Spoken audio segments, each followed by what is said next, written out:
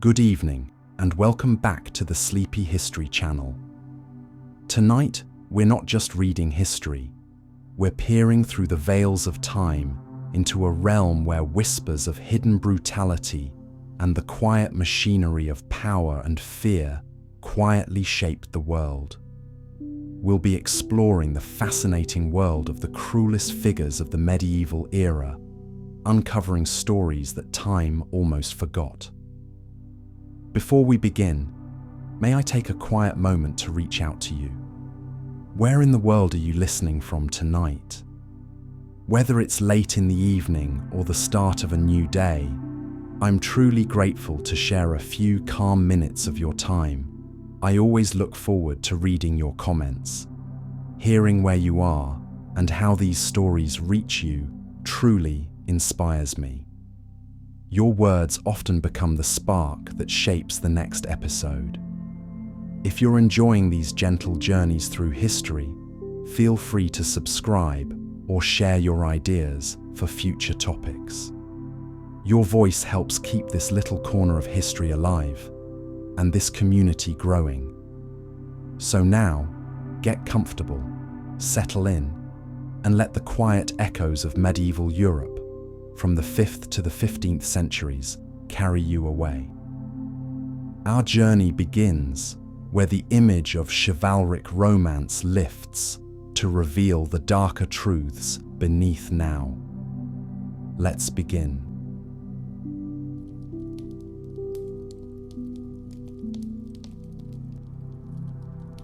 Imagine yourself transported back to a time when life was governed by the rhythms of the seasons and the dictates of the feudal system. A time when the vast majority of people lived in small villages and toiled in the fields, while nobles and knights fought bloody battles for land, honor, and glory. It was a world of stark contrasts and contradictions, where the lofty ideals of chivalry and courtly love coexisted with the grim realities of poverty, disease, and violence. A world where the church held immense power and influence, even as corruption and hypocrisy ran rampant among the clergy.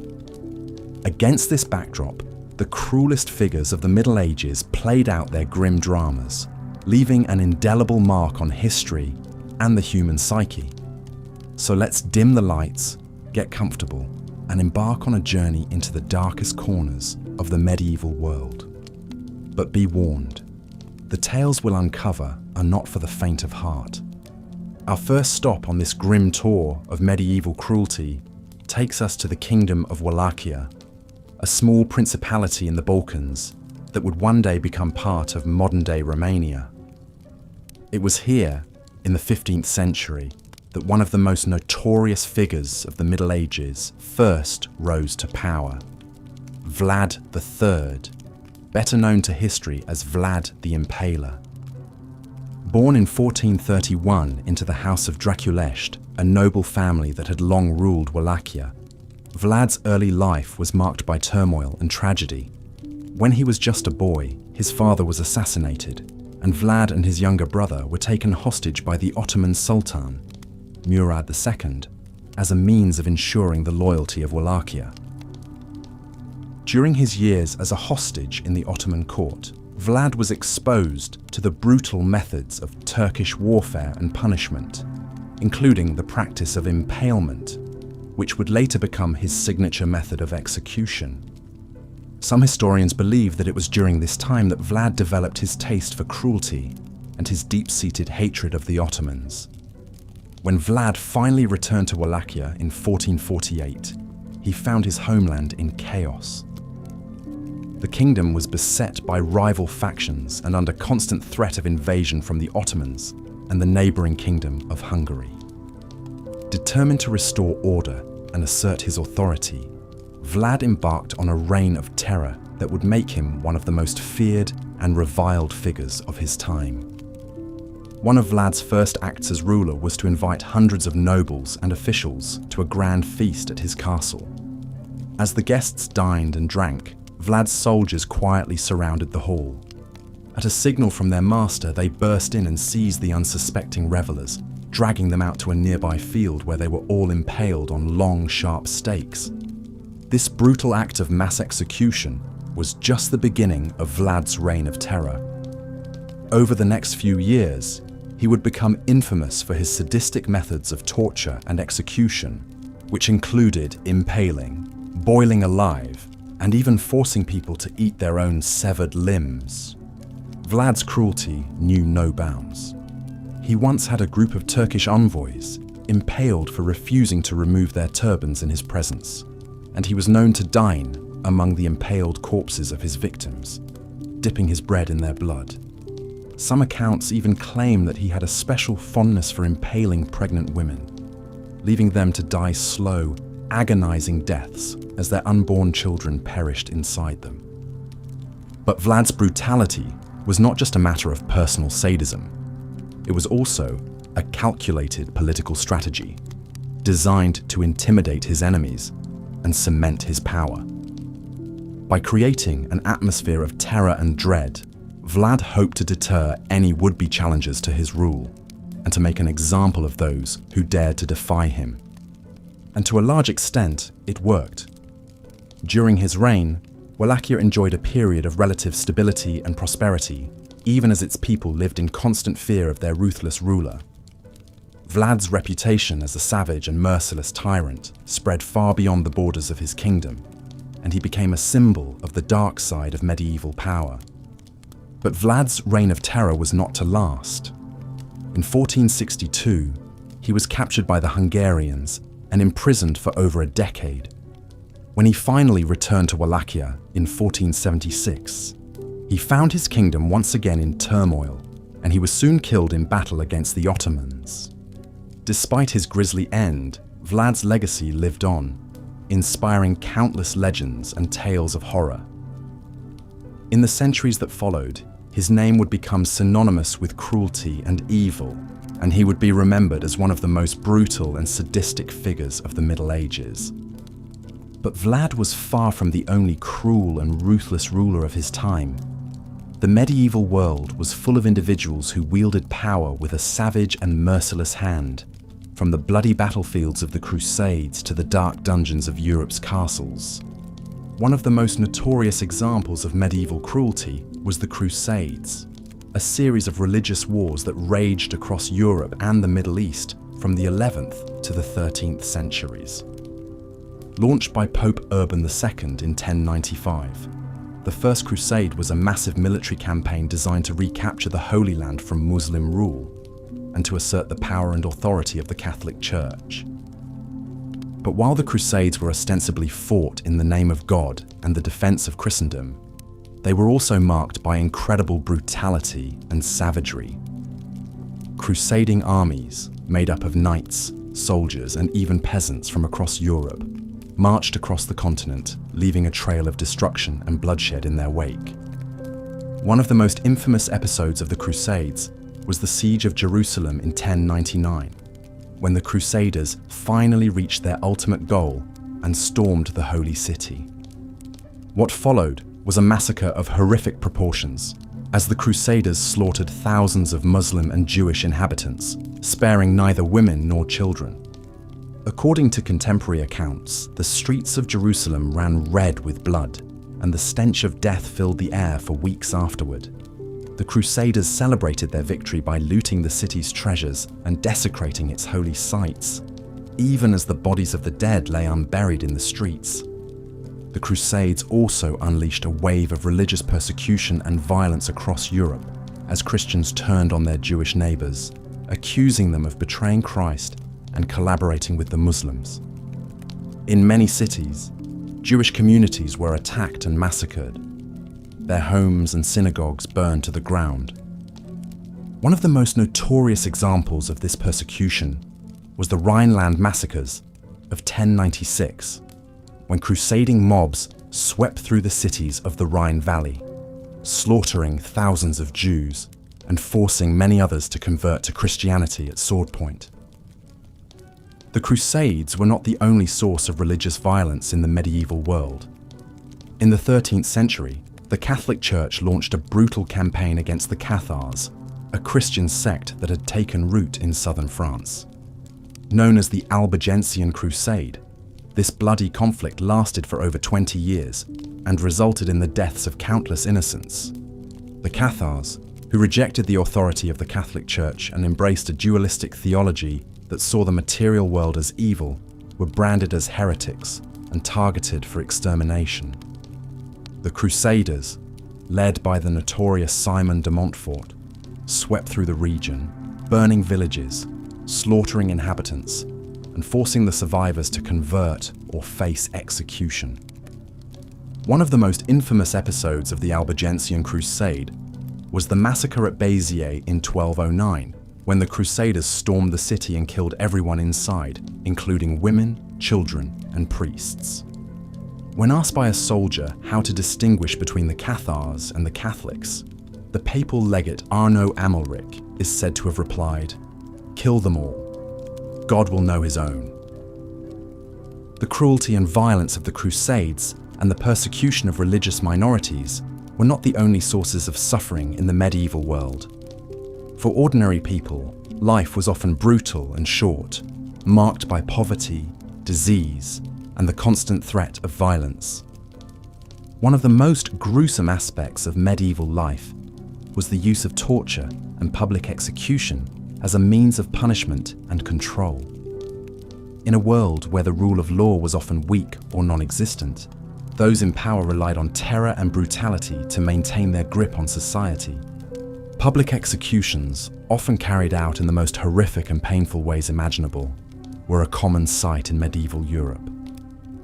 Criminals, heretics, and political dissidents were routinely subjected to such grisly punishments as burning at the stake, breaking on the wheel, and hanging, drawing, and quartering. The practice of burning at the stake was particularly widespread, especially for those accused of heresy or witchcraft. The condemned would be tied to a wooden post and surrounded by piles of wood and kindling, which would then be set alight. The victim would be left to die an agonizingly slow and painful death, their screams echoing through the crowds that gathered to watch.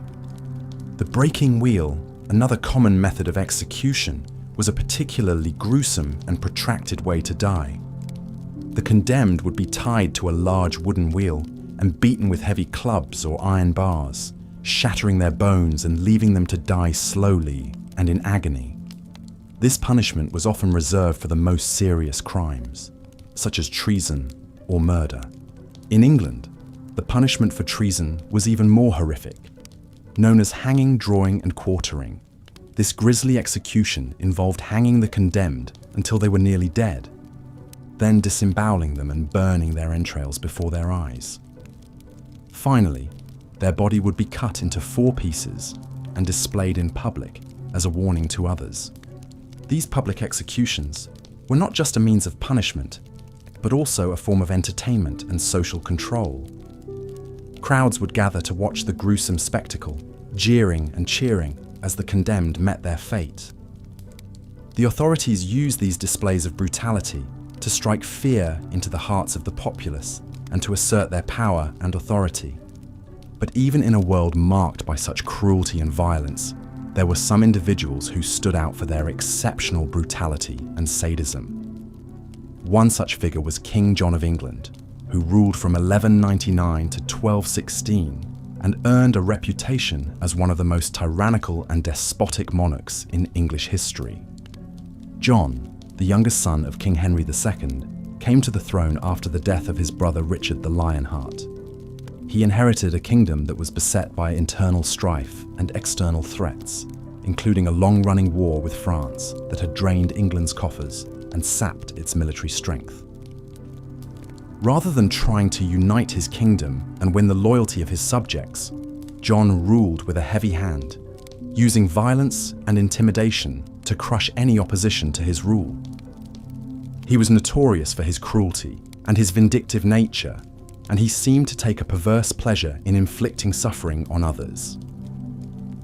One of John's most infamous acts of cruelty was the alleged murder of his own nephew, Arthur of Brittany. Arthur, the son of John's elder brother Geoffrey, had a strong claim to the English throne, and many of John's barons supported him as the rightful heir. In 1203, Arthur was captured by John's forces and imprisoned in the castle of Rouen. According to some accounts, John ordered his nephew to be blinded and castrated, a common punishment for political rivals in the Middle Ages. But Arthur's fate was even more gruesome. He was said to have been murdered by John himself, who reportedly stabbed him to death and dumped his body in the Seine.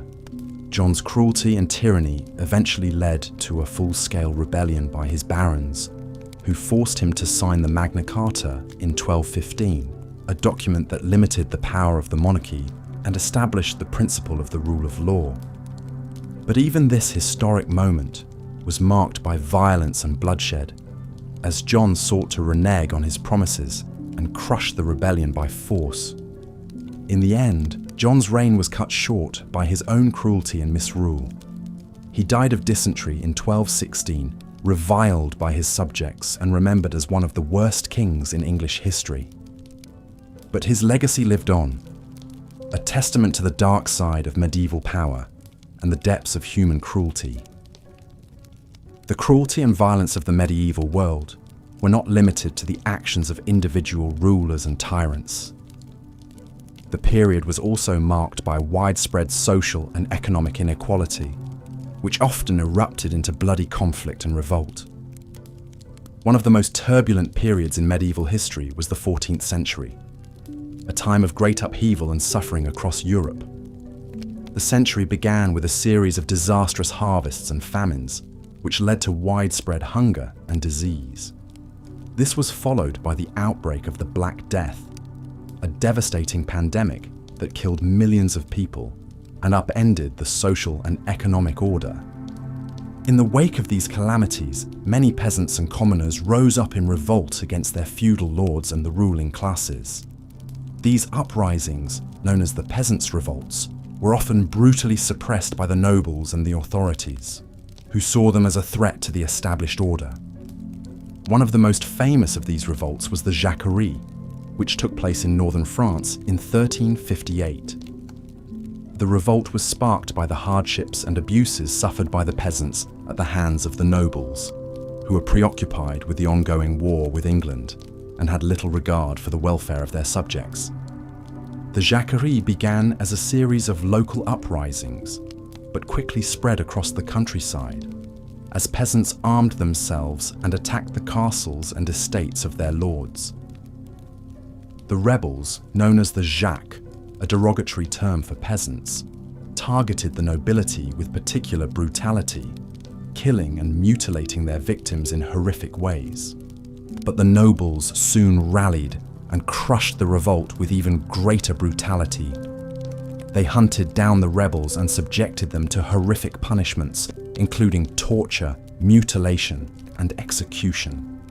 Many of the 𝐒𝐥𝐞𝐞𝐩 were hanged or burned alive, while others had their hands and feet cut off as a warning to others. A similar fate befell the participants in the English Peasants' Revolt of 1381, which was led by the charismatic rebel leader Wat Tyler. The revolt began as a protest against the imposition of a new poll tax, which fell heavily on the poor and working classes. As the revolt spread across southern England, the rebels attacked government officials and tax collectors, as well as the estates of the wealthy and the powerful.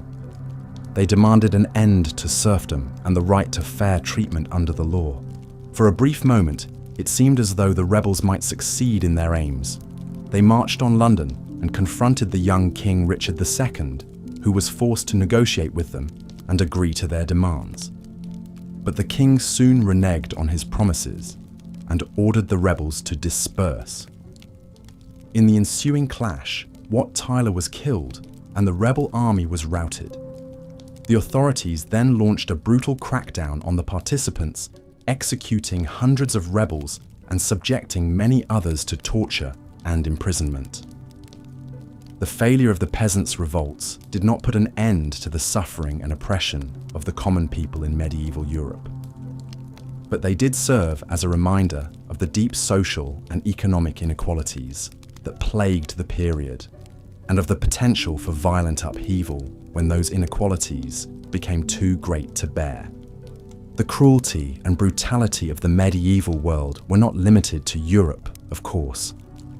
In other parts of the world, powerful rulers and conquerors left their own bloody mark on history, carving out vast empires through violence and terror. One of the most notorious of these figures was Timur, also known as Tamerlane, a Turco-Mongol conqueror who ruled over a vast swath of Central Asia and the Middle East in the late 14th and early 15th centuries. Timur was a ruthless and cunning warrior who used, continuing the script. But the violence of the Wars of the Roses went far beyond the nobility. The common folk suffered immensely as marauding armies swept across the land, pillaging towns, trampling crops, and press-ganging hapless peasants into service as foot soldiers. Villages were burned, livestock slaughtered, women raped. It was said even the ravens grew fat and content from feasting on the unburied dead.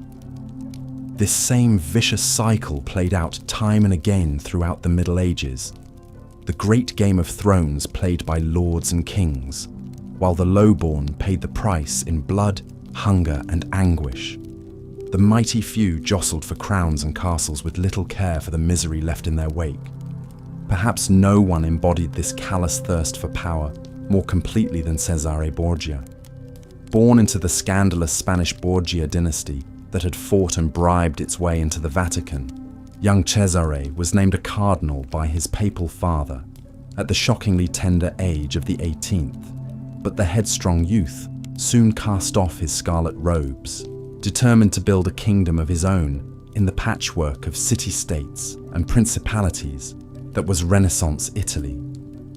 Dashing and charismatic, Cesare gathered a formidable mercenary army, winning a fearsome reputation as a brilliant commander and an utterly ruthless one. Friend and foe alike spoke in awestruck horror of his deeds.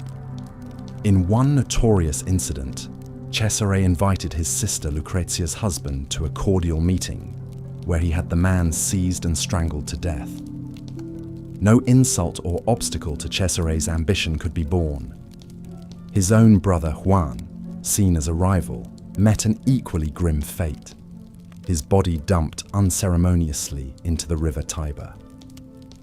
Like a hawk among squabbling sparrows, Cesare swept through the Romagna region, conquering one small state after another, either by force of arms or duplicitous diplomacy. Opponents who failed to bend the knee met brutal ends: strangulation, stabbing, or a dose of his signature poison, cantarella. Cities that resisted his sieges were subjected to days of rape, looting, and wanton slaughter once the walls fell. So great was the terror preceding his armies that many towns threw open their gates at his mere approach, desperate to avoid a far worse fate. Within a few short years, Cesare had carved out a sizable domain for himself, ruling with an iron fist. He dreamed of uniting all Italy under Borgia dominion. It's no wonder that Machiavelli, in his classic work The Prince, later held up Cesare as a model of the supremely effective ruler, unfettered by tedious morals and qualms. And yet, for all his guile and ruthlessness, Cesare's empire proved as fleeting as any other in that tumultuous age. With his father's death and a new pope on the throne determined to tear him down, Cesare's allies and mercenaries soon melted away. Gravely ill himself, he watched his conquests collapse like an elaborate house of cards, until he was just another landless noble shuttling between courts and jails. At the age of just 31, the once great Cesare met an ignominious end, cut down in some nameless skirmish on a Spanish back road. So it went for so many of history's cruelest figures: a meteoric rise, an all too brief reign steeped in blood and terror, then an abrupt fall into ruin, death, and dark legend. For those they crushed and tormented, it could never be enough to balance the scales. But we can take some cold comfort, perhaps, in the knowledge that the most vicious and ruthless rarely found lasting peace or contentment. Their sins had a way of catching up with them. Across the centuries, the names may change, but the basic character remains the same. the heartless tyrant, the sadistic warlord, the murderous zealot. They are woven like a black thread through the medieval tapestry, these cruelest of the cruel, Vlad the Impaler, Timur, Cesare Borgia, and the rest. They shock us, appall us, but also morbidly captivate us. We see in them the darkest shadows of human nature, what terrible deeds man is capable of when freed from all restraint and mercy. It's a somber lesson the Middle Ages teach us again and again. The ease with which power can corrupt, the savagery that lies coiled in the human heart. For all the knightly valour and stirring piety we rightly celebrate in the medieval world, there is this vein of obsidian, bitter as poison, cold as the grave. The cruelest people in history may be centuries dead and mouldering, but the chilling echoes of their evil linger still. As we ponder their legacies from the safety of our softer modern age, we can breathe a thankful prayer not to live in such harsh times, to have been spared the depredations of the Borgias and Draculas among us. But we would also do well to keep their memory close and guard against their like rising again. The cruelest in history may be gone, but the all too human impulses that created them, the reckless ambition, the pitiless wrath, the gnawing fear that fuels hatred, lie buried not so very deep in us all. So let us take these medieval monsters for what they are, dark warnings from our past, and let us strive, in ways large and small, to be better than our forebearers at their worst, to nurture justice and gentleness, to put compassion before retribution, to stay the hand of needless violence.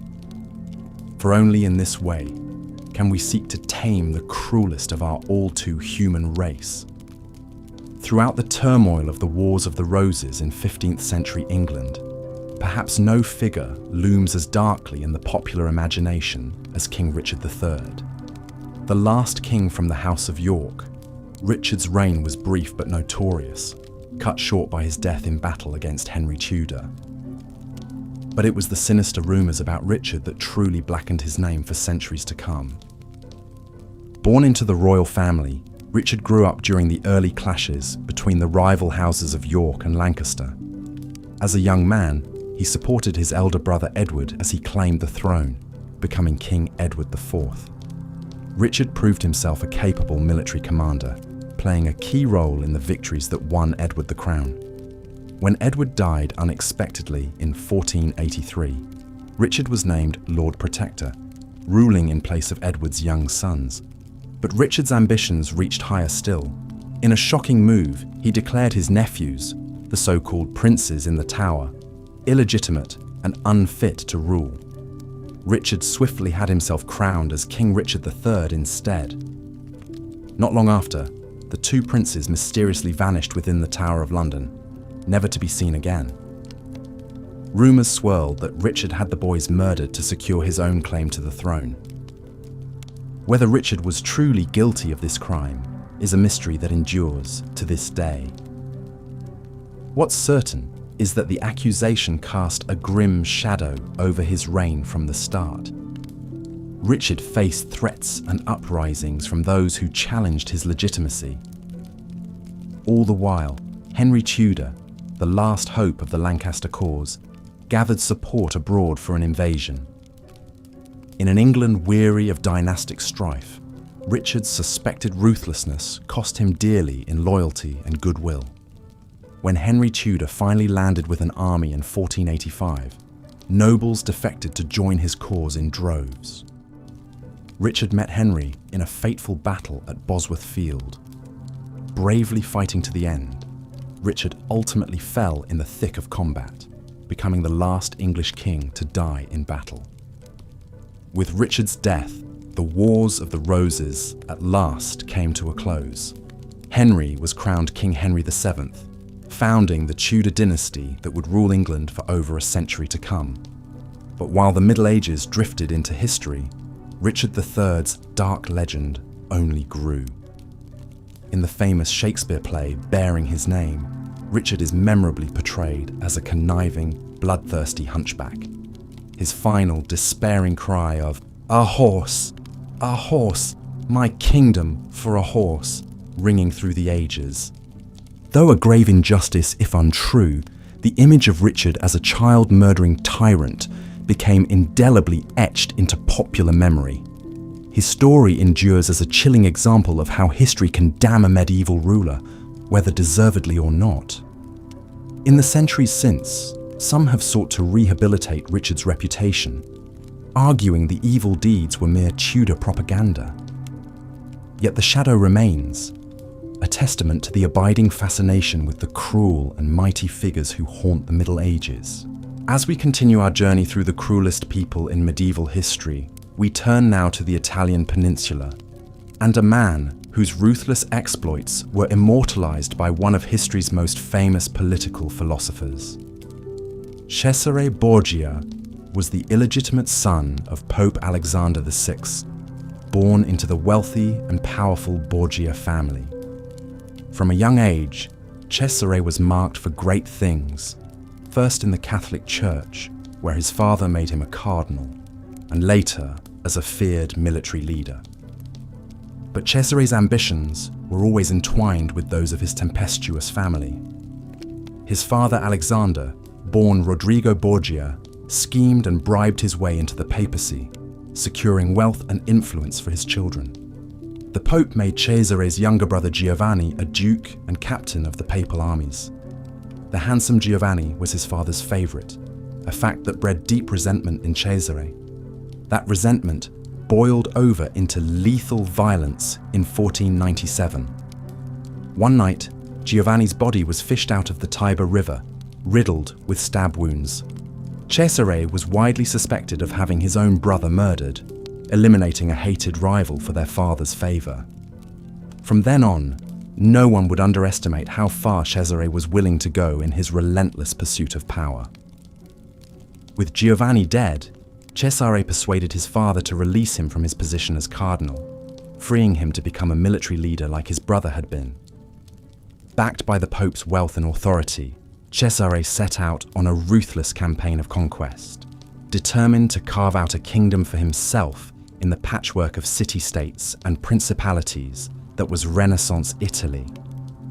At the head of a papal army, Cesare swept through central Italy with brutal efficiency. Towns that resisted were sacked and their inhabitants massacred. Powerful local lords who defied him were imprisoned or assassinated. The Romagna region fell before Cesare like ripe fruit from a tree, as the Borgia serpent on his banners struck terror into the hearts of his enemies. In the space of just a few years, through a combination of cunning diplomacy, lightning-fast sieges and sheer ruthless intimidation, Cesare had conquered a substantial territory, answerable only to himself. He governed his new lands with an iron fist, crushing any hint of rebellion and rewarding loyalty handsomely. The bloody trail Cesare blazed across Italy made him feared and hated in equal measure. But his cold effectiveness as a ruler was undeniable, so much so that the great Renaissance writer Niccolò Machiavelli later held up Cesare as a model for his famous work, The Prince. For Machiavelli, Cesare embodied the ideal prince, one who could seize and hold power through a calculated balance of force, cruelty, and shrewd cunning. Cesare showed that in the cutthroat arena of Renaissance politics, only the most ruthless could rise to the top and stay there. Yet even for a man as formidable as Cesare Borgia, fate could be a fickle thing. His conquest depended heavily on the papal support of his father.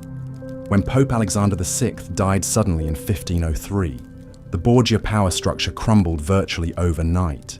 Cesare himself fell ill, his enemies moved against him, and his lands slipped from his grasp as quickly as he had won them. Exiled and landless, Cesare schemed to make a comeback, but his luck had finally run out. In 1507, he was killed in a minor skirmish, an inglorious end for a man who had once seemed poised to dominate all of Italy. The meteoric arc of Cesare Borgia blazed brightly across the Renaissance sky before sputtering out, a testament to the fleeting nature of power seized through cruelty and guile. Yet Cesare's legacy would long outlive him. His brutal methods and calculating pragmatism shocked and enthralled the princes of his day, and inspired Machiavelli's enduring masterpiece of statecraft. For centuries, Borgia would remain a byword for the ruthless exercise of power, a reputation Cesare himself might well have savoured. In the age of the Italian city-states, riven by feuds and conspiracies, it was men like Cesare Borgia who epitomised both the cruelty and the precarious brilliance of an infamous era. As we contemplate the sweep of medieval history, it can be all too easy to lose sight of the individual human lives caught up in the tide of great events. The cruelty of the age fell most heavily on the common folk, the peasants and townsfolk whose hardscrabble existences could be upended in an instant by the vagaries of weather, disease, or the violence of their betters.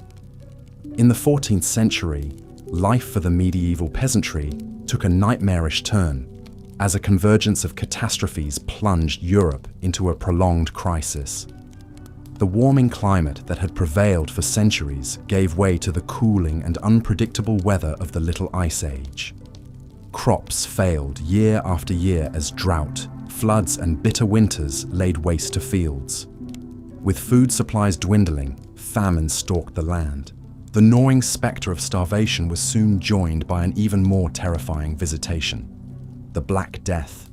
This virulent strain of bubonic plague, borne by rats and fleas from the trade ports of Italy, scythed through Europe's weakened population like a merciless reaper.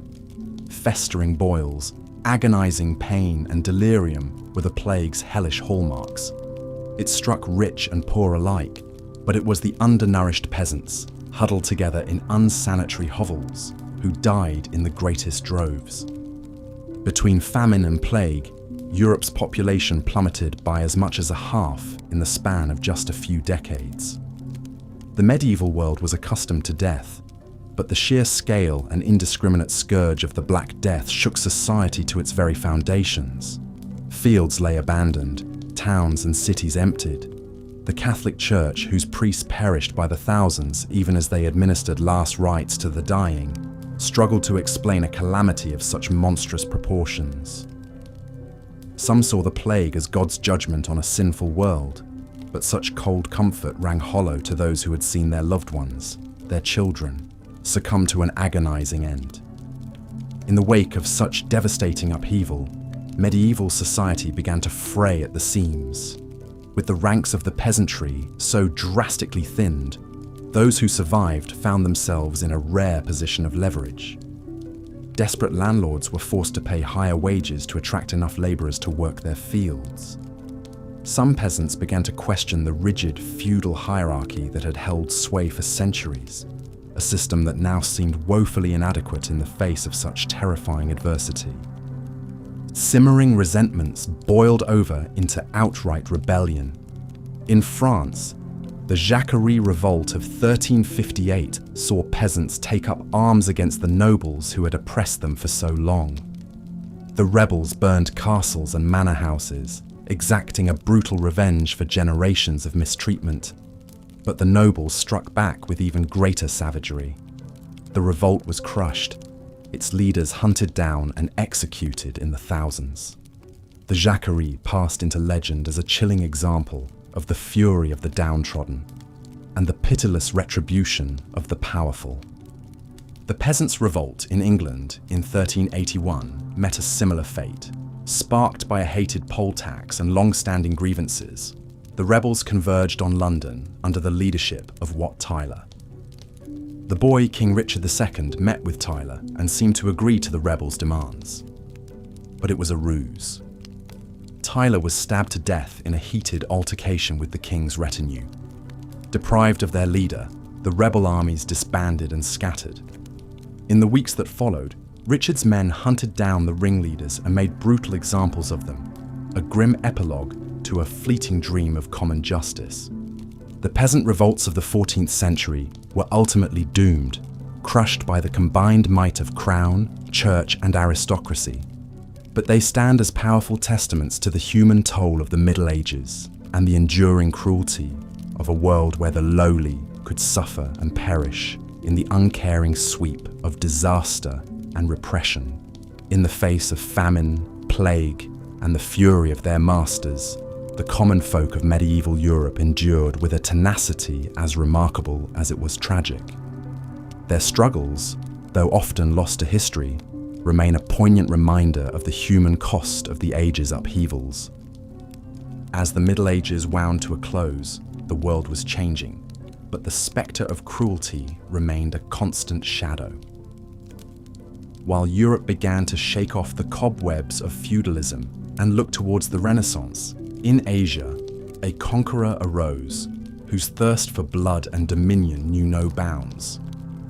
Born in 1336 in what is now Uzbekistan, Timur, known to history as Tamerlane or Timur the Lame, seemed an unlikely candidate for greatness.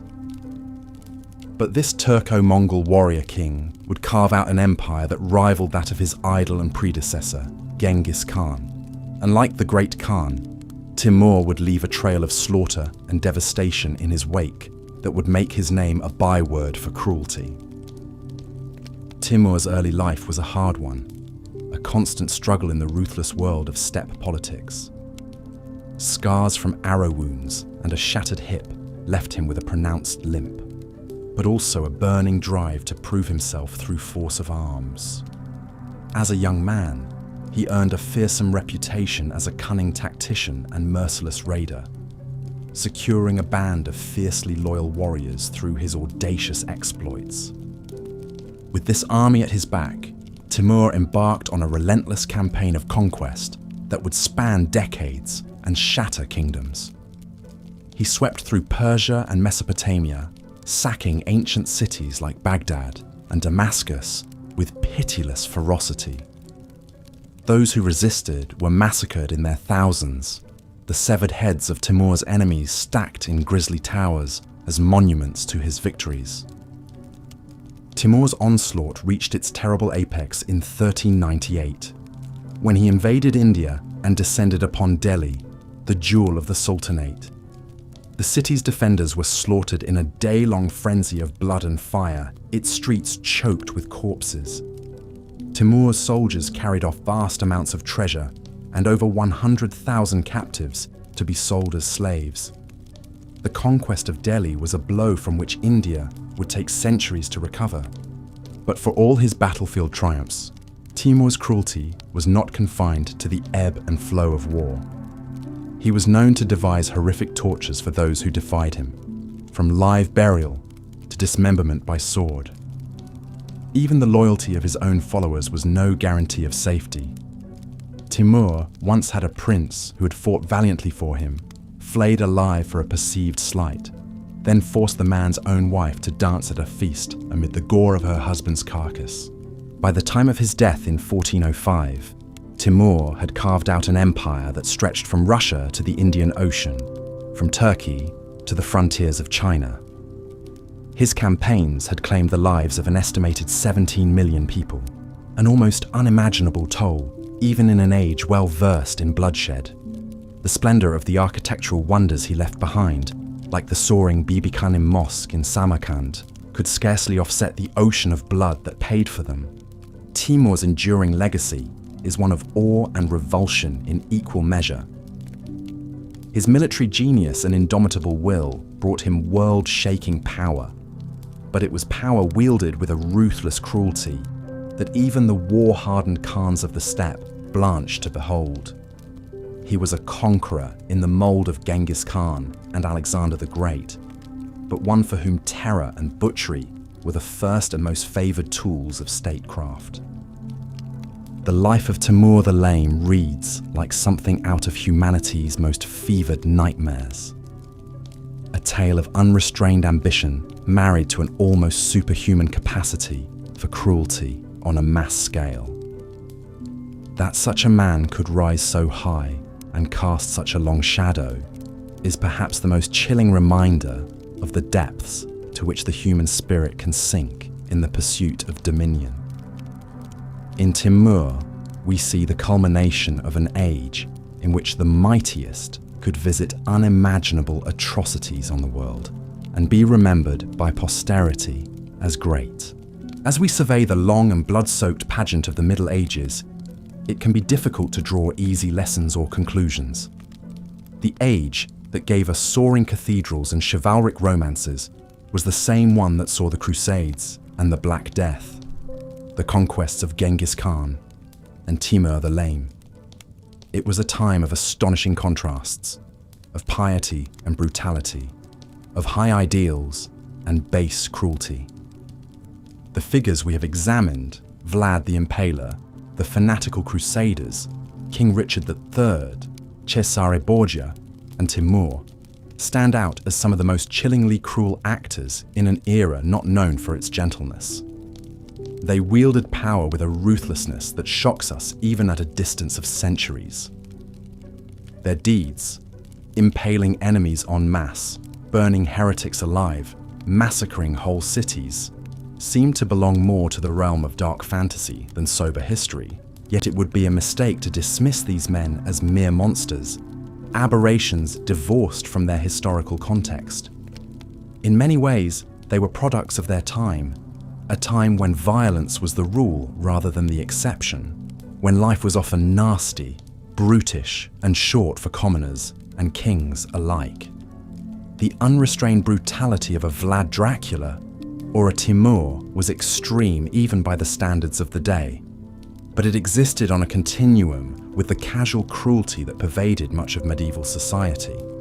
At the same time, we should resist the temptation to paint the entire Middle Ages as an unrelenting parade of horrors.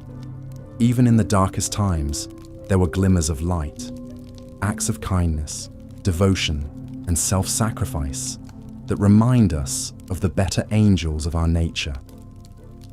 The Middle Ages also saw the rise of universities, the flourishing of art and philosophy, and the slow but steady growth of the rule of law. The period was one of complex social and cultural ferment, not simply a black hole of unmitigated cruelty.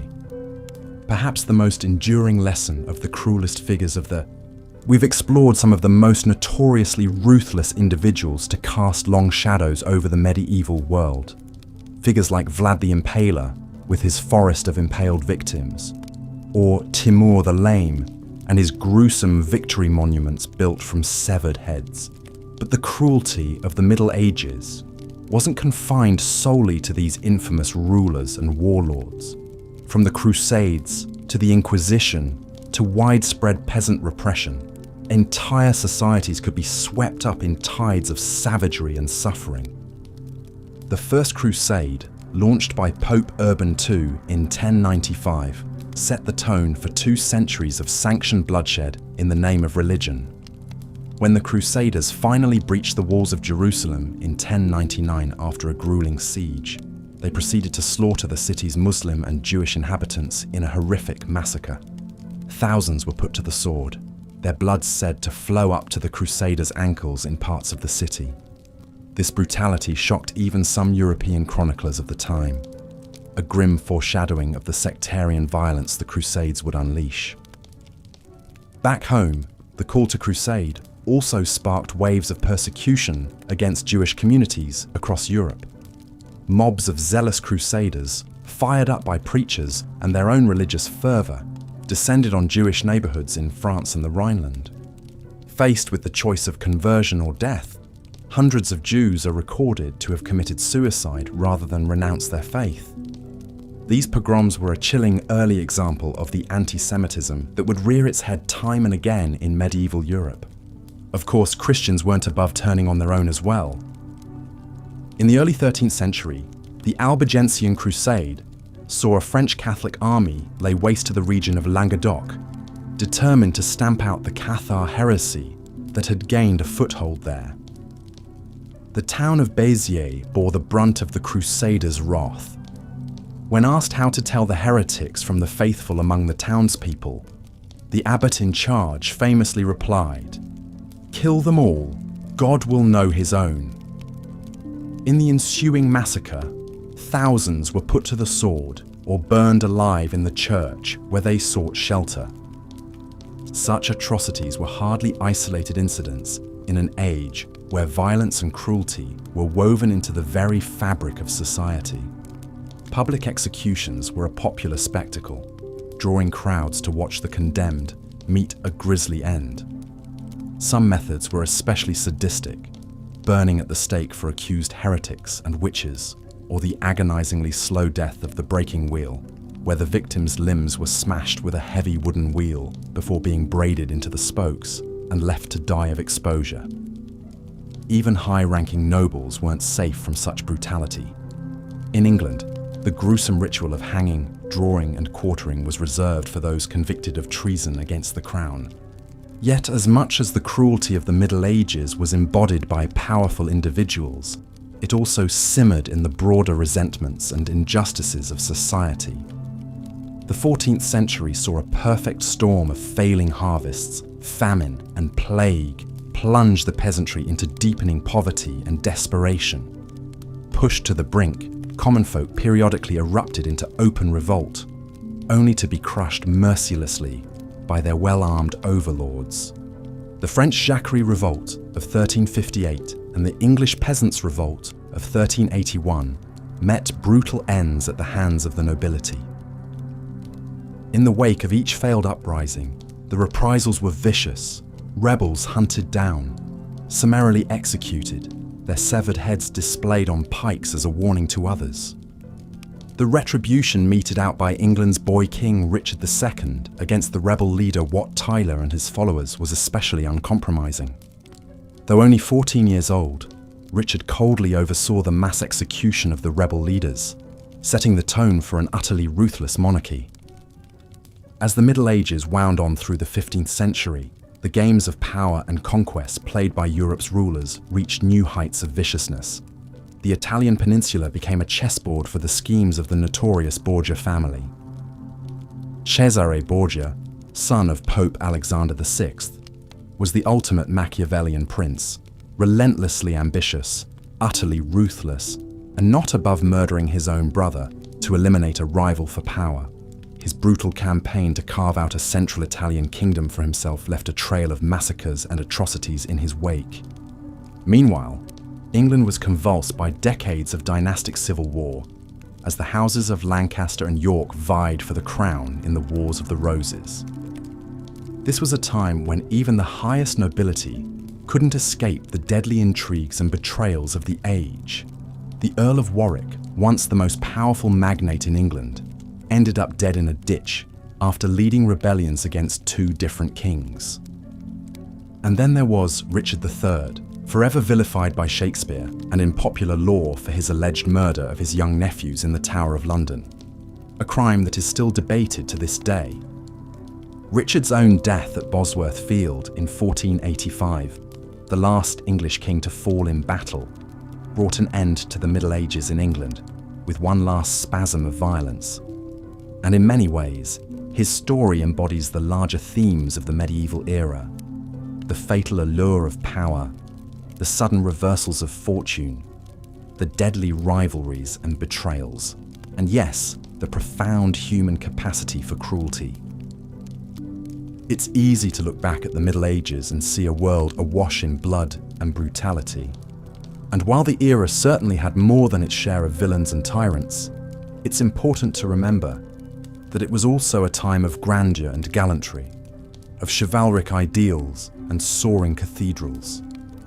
Like any age, it was a complex tapestry, woven of light and shadow.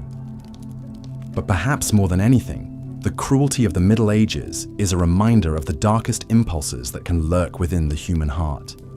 In an era where power was so often absolute and unchecked, it's chilling to see just how far some were willing to go in its pursuit. From the murderous ambitions of Cesare Borgia to the terrifying sadism of Vlad the Impaler, these historical figures shock us with the sheer scale and intensity of their brutality. Yet even as we recoil from their crimes, we can also find some threads of familiarity. After all, the cruelest people of the Middle Ages were still people, driven by very human lusts and fears, grudges and greed. To study their stories is to gaze into a dark mirror of our species and to reckon with the stark truth that the capacity for profound cruelty is part of the human condition. In the end, maybe that's the real lesson the Middle Ages holds for us. For all the splendor and achievement of medieval civilization, it was still a world where unchecked power begat unspeakable atrocity. A world where all too often, the better angels of our nature were drowned out by our darkest demons. By peering into this shadowed past, perhaps we can learn something about the present and the need to build a future where such cruelty is less and less possible. It's a journey that's well worth taking, even as we explore the lives and legacies of the cruelest people in medieval history.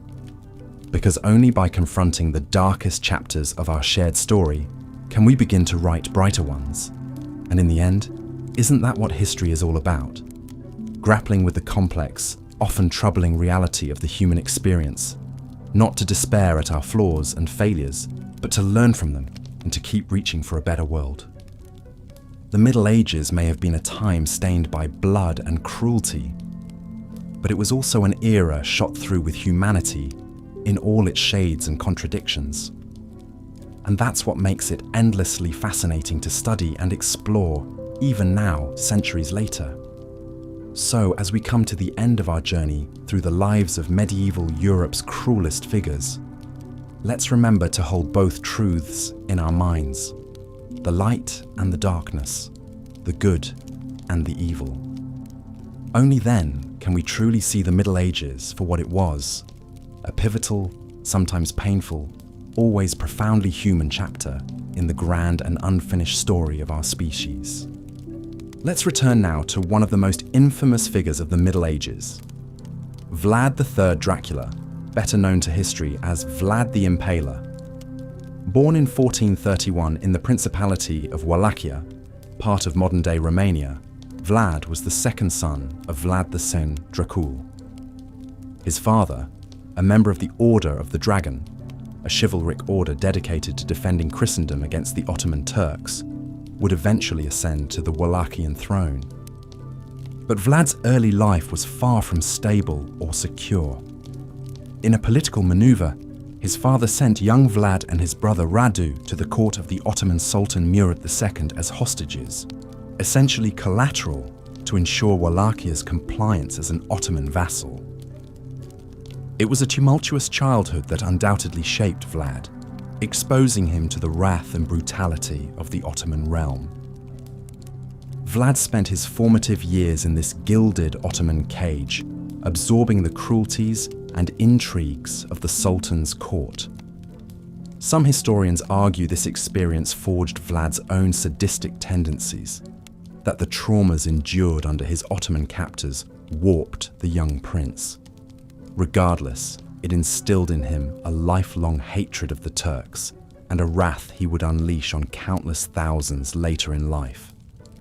Released from Ottoman captivity in 1448 after 6 long years, Vlad returned to a Wallachia in turmoil. Rival factions of nobles vied for control. The Hungarians and Ottomans played the principality as a pawn in their broader power struggle, and Vlad's own father had been deposed, blinded, and brutally buried alive by his opponents. It was a baptism in blood and betrayal for the young Vlad. Determined to claim his birthright, Vlad played the shifting tides of power. He courted Hungarian support to challenge for the throne, briefly claiming it in 1448 before being forced into exile. But his resolve never wavered. In 1456, backed by Hungarian forces, Vlad returned to seize the crown once more. This reign would be longer and infinitely more brutal. From the outset, Vlad moved with ruthless precision to consolidate his rule and eliminate rivals.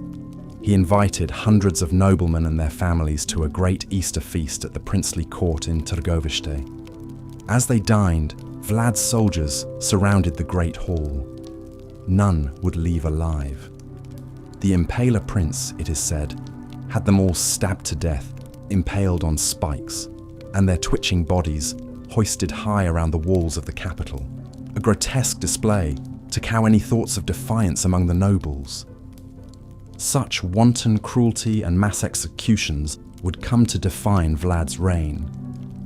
Soon, the roads and hillsides of Wallachia were a veritable forest of impaled corpses. Tens of thousands met this slow, agonizing death.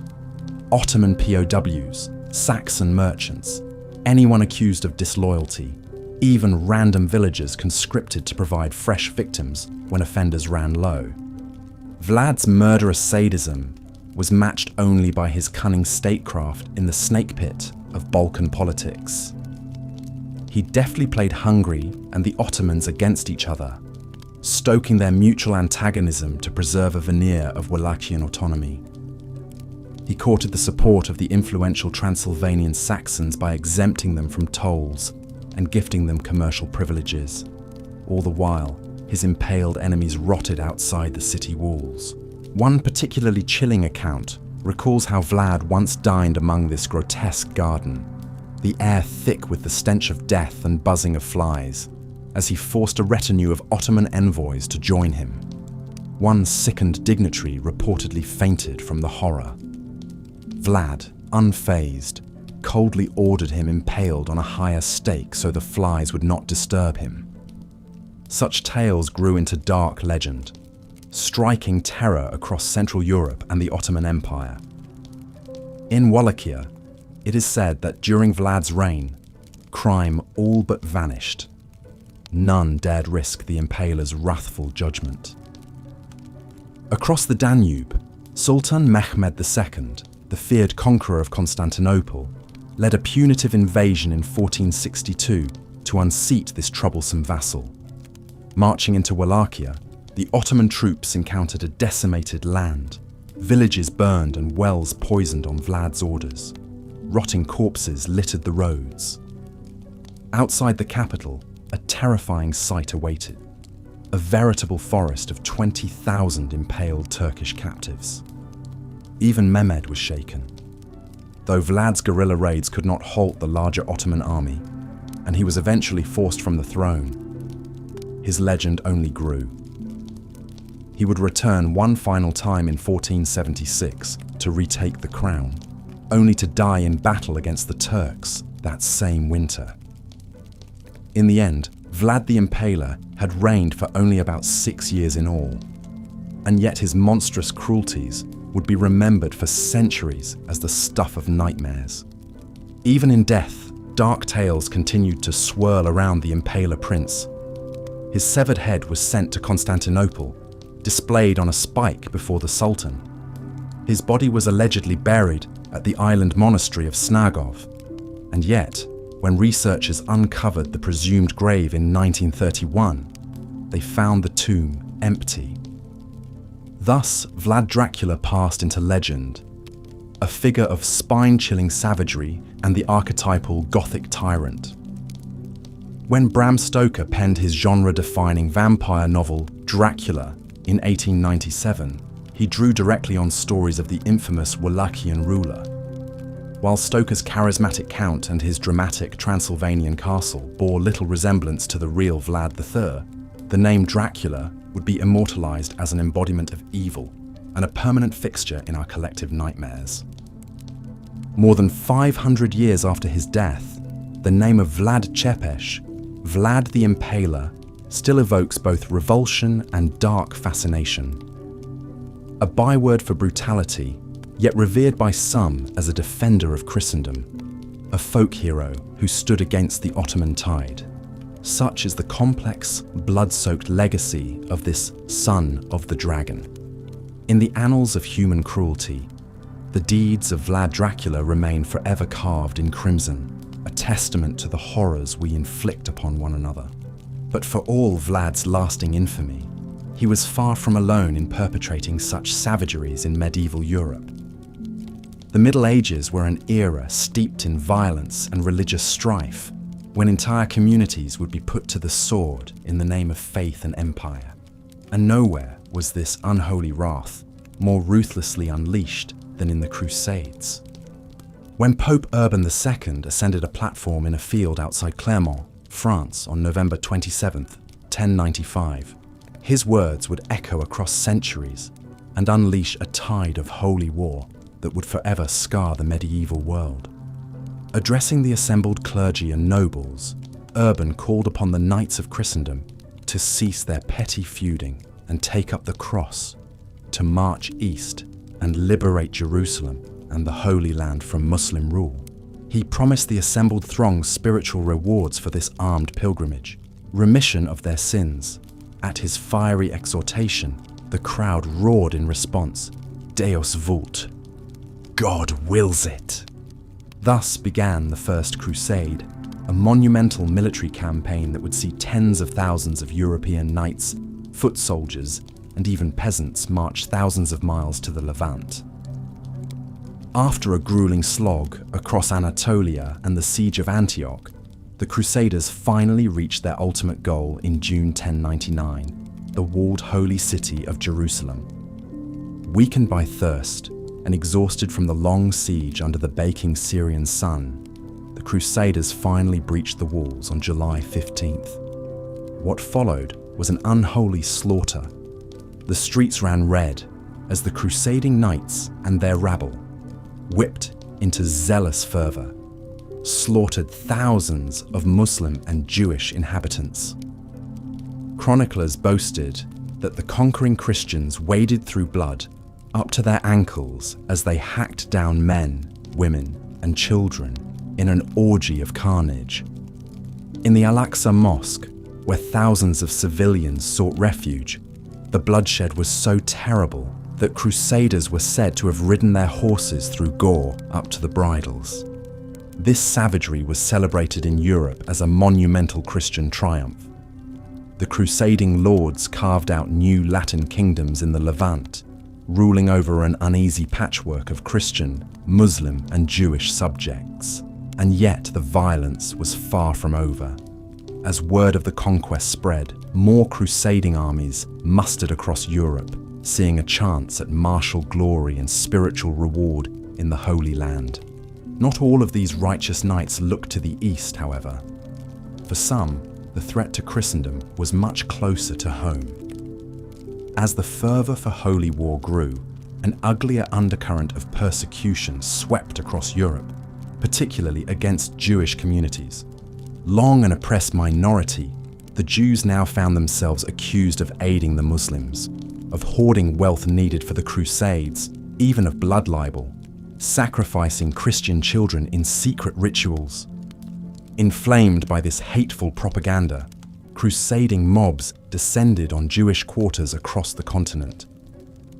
In the spring of 1096, as the armies of the First Crusade marched towards Constantinople, a wave of pogroms rippled across the Rhineland. In Worms, Mainz, and Cologne, hundreds of Jews were massacred by self-proclaimed crusaders, offered the choice of baptism or the sword. Many chose suicide and martyrdom over forced conversion. In Mainz, the rabbi Uri ben Yosef exhorted the community to take their own lives rather than abandon their faith, slitting the throats of his own children before killing himself. Such grim scenes would be repeated in later crusades, the Jews becoming a convenient scapegoat for zealous Christian rage. But the threat of persecution could come from within Christendom as well. Even as the Crusaders battled Muslims in the Holy Land, the papacy increasingly turned its sights on stamping out heresy at home. The most infamous of these initiatives was the Albigensian Crusade, launched by Pope Innocent III in 1209 against the Cathar sect of southern France. The Cathars were dualists, believing in a struggle between good and evil, between a benevolent god of the spirit and a malevolent deity that created the corrupt material world. Denounced as heretics by the Catholic Church, the Cathars and their noble protectors in Languedoc were marked for a crusade of fire and blood. For 2 bloody decades, the papal forces waged a brutal campaign of siege and slaughter across Occitania, determined to wipe out the Albigensian heresy. When crusaders stormed the Cathar stronghold of Béziers in July 1209, soldiers asked the papal legate how to distinguish true believers from heretics. His chilling reply, "Kill them all, God will know his own." The city's entire population of 20,000 was put to the sword. Such atrocities played out again and again, at Minerve, at Lavaur, at Montségur, where hundreds of Cathars were burned alive in a great pyre rather than renounce their faith. By the time the crusade ground to a halt in 1229, Catharism had been virtually exterminated. Languedoc lay in ruins, and the Inquisition had risen as a permanent institution to police orthodoxy. The fires lit in Occitania would later blaze across Spain, across Europe in a relentless war on heresy. Religious violence was thus a grim constant of the crusading era, a holy mandate used to justify unspeakable atrocities. In the name of faith, entire communities were put to the sword, tortured, and burned. Such horrors stand as a haunting reminder of the human capacity for cruelty when gripped by destructive ideologies, even in the name of the divine. The Crusades left a bitter legacy that would scar relations between Christianity and Islam for centuries. A cycle of retaliatory brutality, massacres, and persecution that perpetuated an us versus them mentality, seeing those of different faiths as enemies to be destroyed rather than human beings. The lofty ideals of chivalry, of holy warriors defending the meek, all too often rang hollow before the blood-curdling screams of the innocent. This, sadly, was the crusading movement's most enduring impact, a chapter of profound tragedy in the human story, when those marching under the banner of the cross committed some of the cruelest deeds in medieval history. In seeking to forge a path to heaven, the Crusaders often unleashed hell on earth for people of all faiths. But as we continue our journey through the Middle Ages, we'll see that holy warriors were far from alone in their capacity for brutality. In a world where might made right, those who held power could inflict horrific tortures on their enemies and subjects with impunity. The shrieks of the damned echoed from castle dungeons and public squares across medieval Europe, as terror became both a tool of control and a gruesome spectacle. So settle in, if you can, as we venture into the darkest depths of human cruelty, a world of twisted iron and shattered bone, of blood, flames, and agonized screams before baying crowds, the horrific pageantry of medieval torture and execution. But beware, here there is no merciful release, no easy escape into restful oblivion, only a nightmare procession of the broken and the dead, a parade of the past's most ghastly horrors to trouble our weary minds. Let us descend then, together, into this pitiless purgatory. Torture in the Middle Ages was not merely a means of extracting information or confessions, though it certainly served that ruthless purpose as well. More than that, it was a tool of raw terror, a way for the powerful to break and subjugate the powerless through the most visceral of means. The flesh became both a canvas for cruelty and a medium for sending messages, that the sovereign and the state held the ultimate power over the bodies of their subjects. And in an age of absolute monarchs and feudal lords, such grim messages were a regular part of the medieval world. Torture was enshrined in law, from the dungeons of the Inquisition to the brutalities of common criminal justice. The very word torture derives from the Latin torcere, to twist, to distort, an all too apt description of what befell the accused. Among the most infamous devices was the rack, a contraption designed to systematically dislocate the victim's joints through agonizing stretching. By cranking the levers and ropes, the torturer could ratchet up the pain, shattering shoulders, elbows, hips, and knees with sickening pops even before the inevitable dismemberment. Few could endure the rack without eventually spilling whatever secrets their interrogators wanted to hear. But for those accused of witchcraft or communion with the devil, even the brutal efficiency of the rack was deemed insufficient.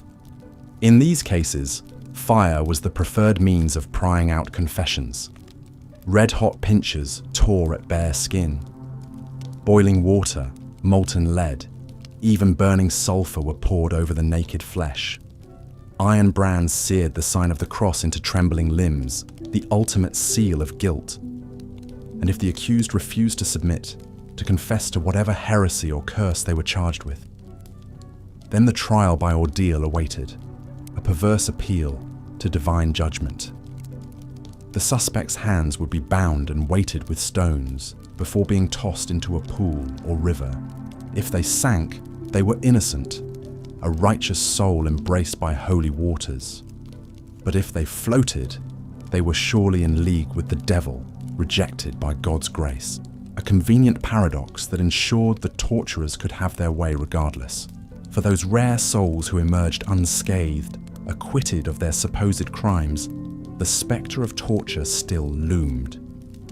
The mere experience often left them broken shells, physically and mentally shattered, haunted forever by their time in the torturer's embrace.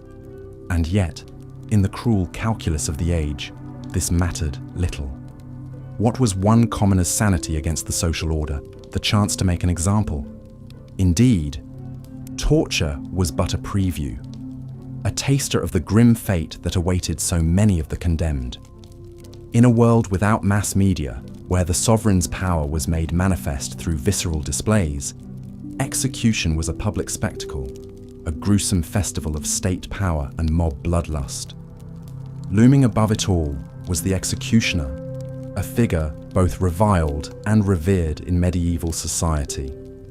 An outcast by dint of his macabre trade, but also a necessary agent of justice, a grim celebrity who could make the hardened criminal and the enthralled spectator tremble with a single stroke of his blade. And that blade was often but the final mercy after a hideous litany of tortures. The execution of a traitor or heretic was not simply a quick drop and a sudden stop, but a prolonged ritual of mutilation. In England, the dreaded sentence of being hanged, drawn, and quartered saw the victim cut down while still alive, only to have their entrails torn out and burned before their eyes as they watched, screaming. Their body would then be hacked into quarters. The Middle Ages were a time of soaring cathedrals and chivalrous knights, of pious crusaders and holy pilgrimages. But beneath this veneer of virtue, cruelty often reigned supreme. From the halls of power to blood-soaked battlefields, some figures plumbed the depths of human brutality, earning their place among the cruelest people in medieval history. Perhaps no individual embodies this savagery quite like Vlad the Impaler. Born in 1431 in Wallachia, a principality in present-day Romania, Vlad Dracula, as he was also known, unleashed a reign of terror that still chills the blood to this day. The second son of Vlad Dracul, Vlad the Impaler seemed fated for a life of violence from an early age. As a youth, he and his younger brother were seized as hostages by the Ottoman Sultan and held captive for years. This bitter experience left Vlad with a seething hatred for the Turks, one he would express in the most horrifying ways imaginable. Ascending to the throne of Wallachia in 1456, Vlad soon revealed his taste for brutality. He earned his grim moniker, the Impaler, for his favoured method of execution, a slow, agonizing death that involved driving stakes through the bodies of his victims. The townsfolk of Wallachia whispered fearfully of forests of the impaled, where thousands suffered this ghastly fate. It was a savagery exceeded only by the delight Vlad seemed to take in it. One story holds that he even dined among the impaled, dipping his bread in their blood. But impalement was only one shade in Vlad's palette of cruelty. His twisted imagination conjured up all manner of sadistic tortures. He was known to nail turbans to the heads of Turkish envoys, or even force captives to eat the flesh of their compatriots. On one occasion, he rounded up the elderly, sick, and poor of his land and had them burned alive, considering them a burden. Vlad's monstrous acts were a form of psychological warfare, a way to terrify his enemies into submission. And in this, he surely succeeded. The Ottoman armies turned back rather than face the impaler prince. For all his cruelty, there were those in Wallachia who saw Vlad as a hero, a defender of Christendom against the Ottoman threat. But even his most ardent admirers could not deny the depths of his viciousness. It's perhaps fitting that Vlad's bloody deeds would later partly inspire the legend of Dracula, a figure synonymous with terror. Though Vlad himself fell in battle against the Ottomans around 1477, his dark shadow would loom over history, a testament to the evil that can fester in the hearts of men. But Vlad was far from alone in his capacity for cruelty. The age of the Crusades, which repeatedly pitted European Christendom against the Muslim powers of the Middle East, bore witness to atrocities on an immense scale. When Pope Urban II called the First Crusade in 1095, he urged the knights of Europe to take up the cross and reclaim the Holy Land in the name of God. What followed was a tide of fanatical violence that would leave an indelible stain on medieval history. In 1099, the Crusaders laid siege to Jerusalem, the most sacred city in Christendom. After weeks of desperate fighting, they finally breached the walls and unleashed a horrific slaughter. Muslim and Jewish inhabitants of the city were put to the sword en masse, without regard for age or sex. Blood ran ankle-deep through the streets, and piles of severed heads and limbs towered above the carnage. One contemporary account even describes crusaders wading through gore up to their knees to reach the Church of the Holy Sepulchre, where they offered tearful prayers of thanksgiving. This savagery set the tone for crusades to come. Whenever Christian armies clashed with Muslim foes, brutality was the order of the day.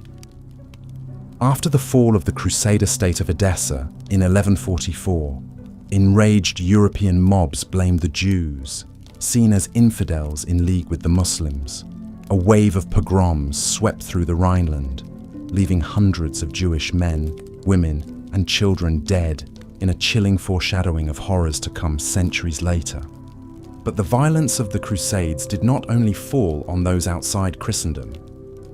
In the early 1200s, Pope Innocent III declared a crusade against the Cathars, a Christian sect in southern France deemed heretical.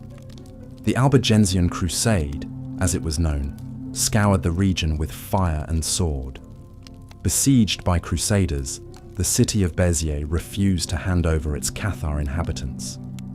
In reply, the papal legate directing the assault supposedly declared, "Kill them all. God will know his own." When the city fell, some 15,000 to 20,000 men, women and children were slaughtered indiscriminately. Such atrocities were fueled by religious fervour, but also by the medieval penchant for spectacular violence. In an age before mass media, the gruesome public spectacle of torture and execution served as both a warning and a twisted form of entertainment. The Church, in particular, made a show of rooting out heresy and witchcraft. Those convicted would meet the flames at the stake, writhing in torment as the wood beneath them crackled and hissed. For those not accused of offences against God, there were other creative means of destruction. The breaking wheel, a device that slowly shattered the limbs of victims tied to its spokes, was widely feared. In England, the most notorious traitors suffered the grim fate of being hanged, drawn, and quartered, a sequence of strangulation, disembowelment, beheading, and dismemberment that left bodies in pieces for public display. The agony of such punishments is beyond modern comprehension. Among the English monarchs who resorted to such measures was King John, the villainous Plantagenet ruler who reigned from 1199 to 1216. A spiteful, petty tyrant despised by his own barons, John plunged England into civil war and chaos. After losing Normandy and his other French lands to rival Capetian kings, John lashed out with increasing cruelty toward his own subjects. When a group of rebellious nobles forced John to sign the Magna Carta in 1215, granting them rights and limiting royal power, the enraged king quickly disavowed the charter and plunged England back into conflict. John rampaged across the countryside with an army of mercenaries, unleashing a campaign of violence to bring his enemies to heel. Those barons captured in the fighting faced immediate execution, their severed heads sent as a warning to others. John's vicious conduct earned him few friends, but the mysterious fate of his nephew, Arthur of Brittany, sealed his sinister reputation. As the son of John's elder brother, Arthur had a strong claim to the English throne. When he disappeared in John's custody in 1203, many suspected the king's hand in the young prince's demise. Though the truth remains murky, the taint of kinslaying only added to John's aura of malevolence. The cruelty of kings like John often fell hardest on the lowly peasants, who eked out a meagre living under the boot of the nobility. In the 14th century, as the Black Death scythed through Europe and crop failures led to widespread famine, the common folk faced unimaginable hardship. Pushed to the brink, some finally rose up in desperate revolt against their masters. In France, the Jacquerie Revolt of 1358 saw peasants lash out against the nobles who had oppressed them for so long. Roving bands attacked manor houses, looting and burning, even murdering those aristocrats they could get their hands on. But the lords of France soon rallied and crushed the uprising with pitiless force. The retribution was brutal. Peasant villages put to the torch, their inhabitants massacred without mercy. England faced its own reckoning in 1381, when simmering resentments over heavy taxation and labour laws boiled over into the peasants' revolt. Under the leadership of Wat Tyler, a motley army of commoners, artisans, and renegade priests marched on London, attacking government buildings and beheading some of those deemed responsible for their plight. The young King Richard II met with Tyler and the rebels, agreeing to their demands, but only as a ruse. Once the rebel force dispersed, Richard unleashed a ferocious crackdown. Hundreds were executed, their severed heads lining London Bridge as a grisly warning against further insurrection.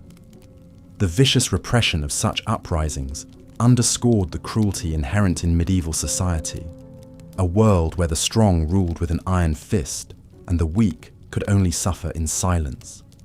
But even by the standards of this unforgiving age, some figures stood out for their sheer ruthlessness. One such man was Timur, known to history as Tamerlane. A Turkic Mongol warlord in the mold of Genghis Khan, Timur rose from obscurity in 14th century Central Asia to become one of the most feared conquerors in history. He built his empire on mountains of skulls, leaving a trail of devastation across Eurasia. In 1401, he sacked Damascus, ordering a massacre so thorough that the streets were choked with corpses. But this was only a prelude to the horrors he would unleash on Baghdad.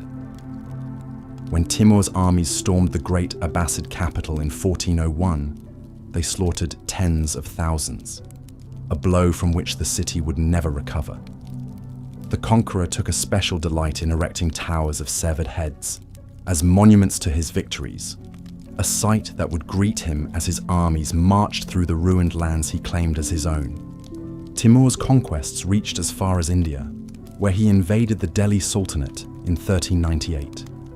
The Turkic Afghan rulers of the Sultanate were Muslim, like Timur himself, but that did not spare them from his wrath.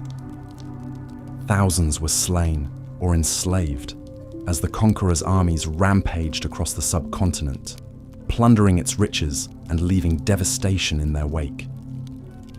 For all the terror he inspired, Timur was hardly the last cruel conqueror to leave his mark on medieval history.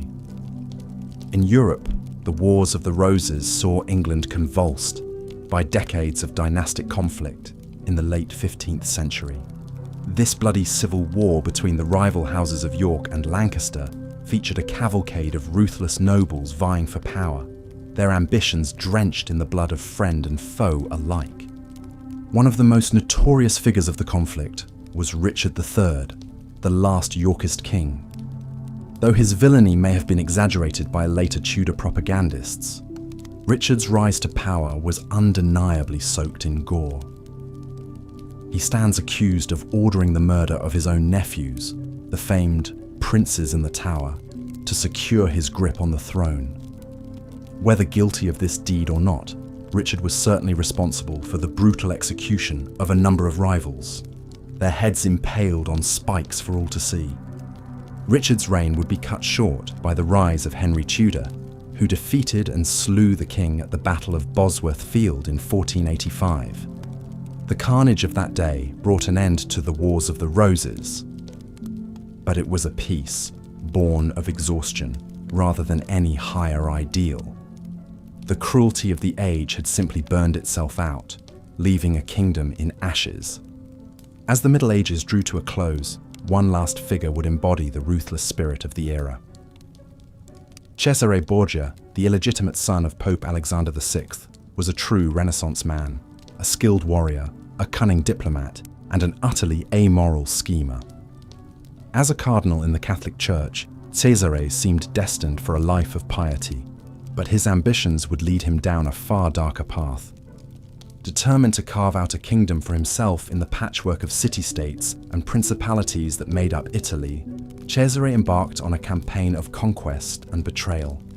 He thought nothing of dispatching those who stood in his way, even his own brother, Juan, whom he likely had murdered in 1497. The crime shocked all of Europe, but Cesare hardly blinked an eye. For him, fratricide was simply another move in the great game of power. As Cesare rampaged across central Italy, his reputation for cruelty grew. He was said to delight in the suffering of his enemies, devising new and inventive tortures to break their will. One contemporary described him as a man of a very cruel nature who took pleasure in watching people die. It was a description that could have applied to any number of medieval tyrants, but Cesare's cold, calculating brand of ruthlessness set him apart. For all his viciousness, Cesare's methods were undeniably effective. He succeeded in bringing much of central Italy under his sway, ruling with an iron fist. His example would later inspire Niccolò Machiavelli, who saw in Cesare the model of a truly effective ruler, one who let nothing stand in the way of his ambitions. It was a chilling endorsement of the cruelty that had defined so much of the medieval world. As we look back on the Middle Ages from the distance of centuries, it can be easy to romanticize the era, to imagine a world of chivalrous knights and pious crusaders, of soaring cathedrals and holy relics. But the truth is far more complex and far more disturbing. For every act of nobility or devotion, there were countless others of brutality and savagery. The cruelest figures of the Middle Ages, men like Vlad the Impaler, King John, Timur, and Cesare Borgia, stand as dark reminders of the evil that can lurk in the human heart. Their deeds shock and horrify us, even at a distance of centuries, but they were hardly anomalies in their own time. The medieval world was one steeped in violence, where life was often nasty, brutish, and short. Yet even in this grim tapestry, there were glimmers of light. For every cruel tyrant, there were those who resisted their depredations, brave souls who fought for justice, however imperfectly. And in the soaring art and architecture of the age, in the piety of the faithful and the courage of the downtrodden, we can glimpse the better angels of our nature struggling to assert themselves. In the end, perhaps the true lesson of the Middle Ages is that cruelty is not an aberration. It is a constant temptation, one that must be guarded against in every age. The worst excesses of the era may seem remote to us now, lost in the mists of time. But the capacity for brutality lies within us all, waiting only for the right circumstances to be unleashed. As we reflect on the cruelest people in medieval history, let us do so with a sense of humility and a determination to learn from the dark chapters of our past. For only by confronting the shadows can we hope to build a world where cruelty is the exception rather than the rule? As we've seen, the Middle Ages were a time of contrasts, soaring cathedrals and chivalric ideals on one hand, shocking brutality and cruelty on the other. Perhaps no figure embodies this dark side of the medieval psyche more than Vlad III, Prince of Wallachia, a man whose thirst for blood was so great that he earned the moniker Vlad the Impaler. Born in 1431 in Transylvania, in modern-day Romania, Vlad was the second son of Vlad II Dracul, the ruler of Wallachia. The young Vlad's early life was marked by upheaval and struggle. As a child, he and his younger brother Radu were seized by the Ottoman Sultan as hostages to ensure their father's loyalty. It was a formative experience that surely shaped Vlad's psyche and his later penchant for cruelty. Upon the death of his father and older brother, Vlad claimed the Wallachian throne in 1448. But his first reign was short-lived. Within months, he was forced into exile by rival factions backed by Hungary and the Ottoman Empire. Undeterred, Vlad bided his time, building alliances and waiting for his moment to strike back and reclaim his birthright. That moment came in 1456. With the support of Hungary and the Christian kingdoms, Vlad returned to Wallachia in triumph, decisively defeating his enemies and taking back the throne. It was the beginning of a reign of terror that would make Vlad Dracula a byword for brutality. As prince, Vlad proved to be an able ruler in some regards, strengthening the Wallachian state, keeping the Ottoman threat at bay, and promoting commerce and stability for his people. But these accomplishments were overshadowed by his legendary sadism and thirst for blood. Vlad's favoured method of execution was, of course, impalement. He would have a wooden stake hammered into the ground, its end sharpened to a brutal point. Victims, sometimes entire towns full of people, would then be forcibly lowered onto the stake, gravity slowly drawing them down as the wooden point pierced their bodies, emerging from their mouths or shoulders in a slow, excruciating death that could take hours or even days. Contemporary chronicles speak of forests of the impaled, thousands of men, women and children writhing and moaning on the stakes, a visceral warning to any who would cross the Prince of Wallachia. One Ottoman account describes how Vlad dined among his victims, dipping his bread in their blood. Whether such accounts are exaggerated is hard to say, but there's no doubt that Vlad's cruelty was extreme even by the harsh standards of the time. He had disloyal subjects, some say over 30,000, tortured and executed, often disemboweling and decapitating them.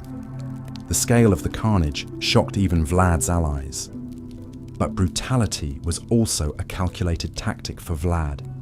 He used terror and psychological warfare to cement his power and intimidate his enemies, especially the Ottomans. Facing Sultan Mehmed II, the conqueror of Constantinople, Vlad knew he was outmatched militarily. But through sheer ruthlessness, he made himself too costly to dislodge. The most famous example came in 1462, when Mehmed himself invaded Wallachia with a large army. Vlad harried the Ottomans mercilessly, poisoning wells, burning villages, luring the enemy into traps. Then, in a shocking display, he impaled over 20,000 captives on stakes in a field outside the capital, creating a horrific forest of the dead that stopped the Sultan's advance in its tracks. In the end, though, even such unimaginable brutality couldn't save Vlad. His alliances crumbled, his own people turned against him, and he was eventually imprisoned by the Hungarians, dying in obscurity sometime around 1477. But his legend only grew after his death. In the coming centuries, tales of Vlad's cruelty spread throughout Europe, cementing his macabre reputation. His patronymic name, Dracula, became synonymous with blood-drinking monsters. He was a source of gruesome fascination, his deeds almost too horrific to believe. When Bram Stoker penned his famous vampire novel in 1897, he drew directly on the Transylvanian tyrant for inspiration. Today, Vlad Dracula endures as a cultural icon, portrayed in countless films, novels, and TV shows. But behind the fictional vampire lies the true story of a medieval ruler consumed by cruelty. A man for whom impalement and torture were matters of state policy, for whom the ends always justified the bloody means. In a savage time, Vlad III stood out as one of history's most sadistic figures, a testament to the dark impulses that lurked within the medieval mind. Of course, Vlad was hardly alone in his capacity for cruelty. The Middle Ages were a time when brutality was often celebrated, especially in matters of religion and holy war. Perhaps no event embodied this more than the Crusades, a series of military campaigns launched by the Catholic Church to retake the Holy Land from Islamic rule.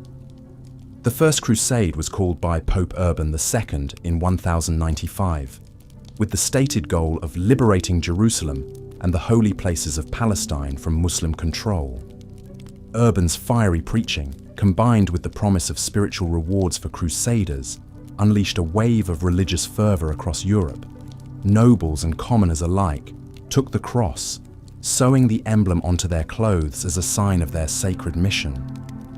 But for all its lofty ideals, the First Crusade quickly descended into appalling violence and brutality. After a long and arduous journey across Europe and the Middle East, the Crusaders finally reached Jerusalem in 1099. They laid siege to the city, constructing towers and catapults to batter the walls, while facing determined resistance from the Muslim defenders. When the city finally fell, the Crusaders poured in, unleashing a horrific slaughter on the population. Men, women, and children were put to the sword, their blood running through the streets. Contemporary chronicles speak of the Crusaders wading through gore up to their ankles, butchering anyone they could find. In the Al-Aqsa Mosque, where thousands of civilians had taken refuge, the knights slaughtered them mercilessly, their screams echoing off the sacred walls. No one was spared, not the elderly, not the infirm, not even babes in arms. It was a scene of unimaginable carnage, driven by religious zeal and the long-simmering hatred between Christians and Muslims. Some accounts even describe the Crusaders pausing in their bloody work to kneel in prayer, giving thanks to God for their victory, before resuming the massacre with renewed fervour. The sack of Jerusalem set the tone for the rest of the crusading movement, while the Crusader states established in the aftermath of that first victory achieved a tenuous coexistence with their Muslim neighbours. The religious wars continued to be marked by acts of shocking brutality on both sides.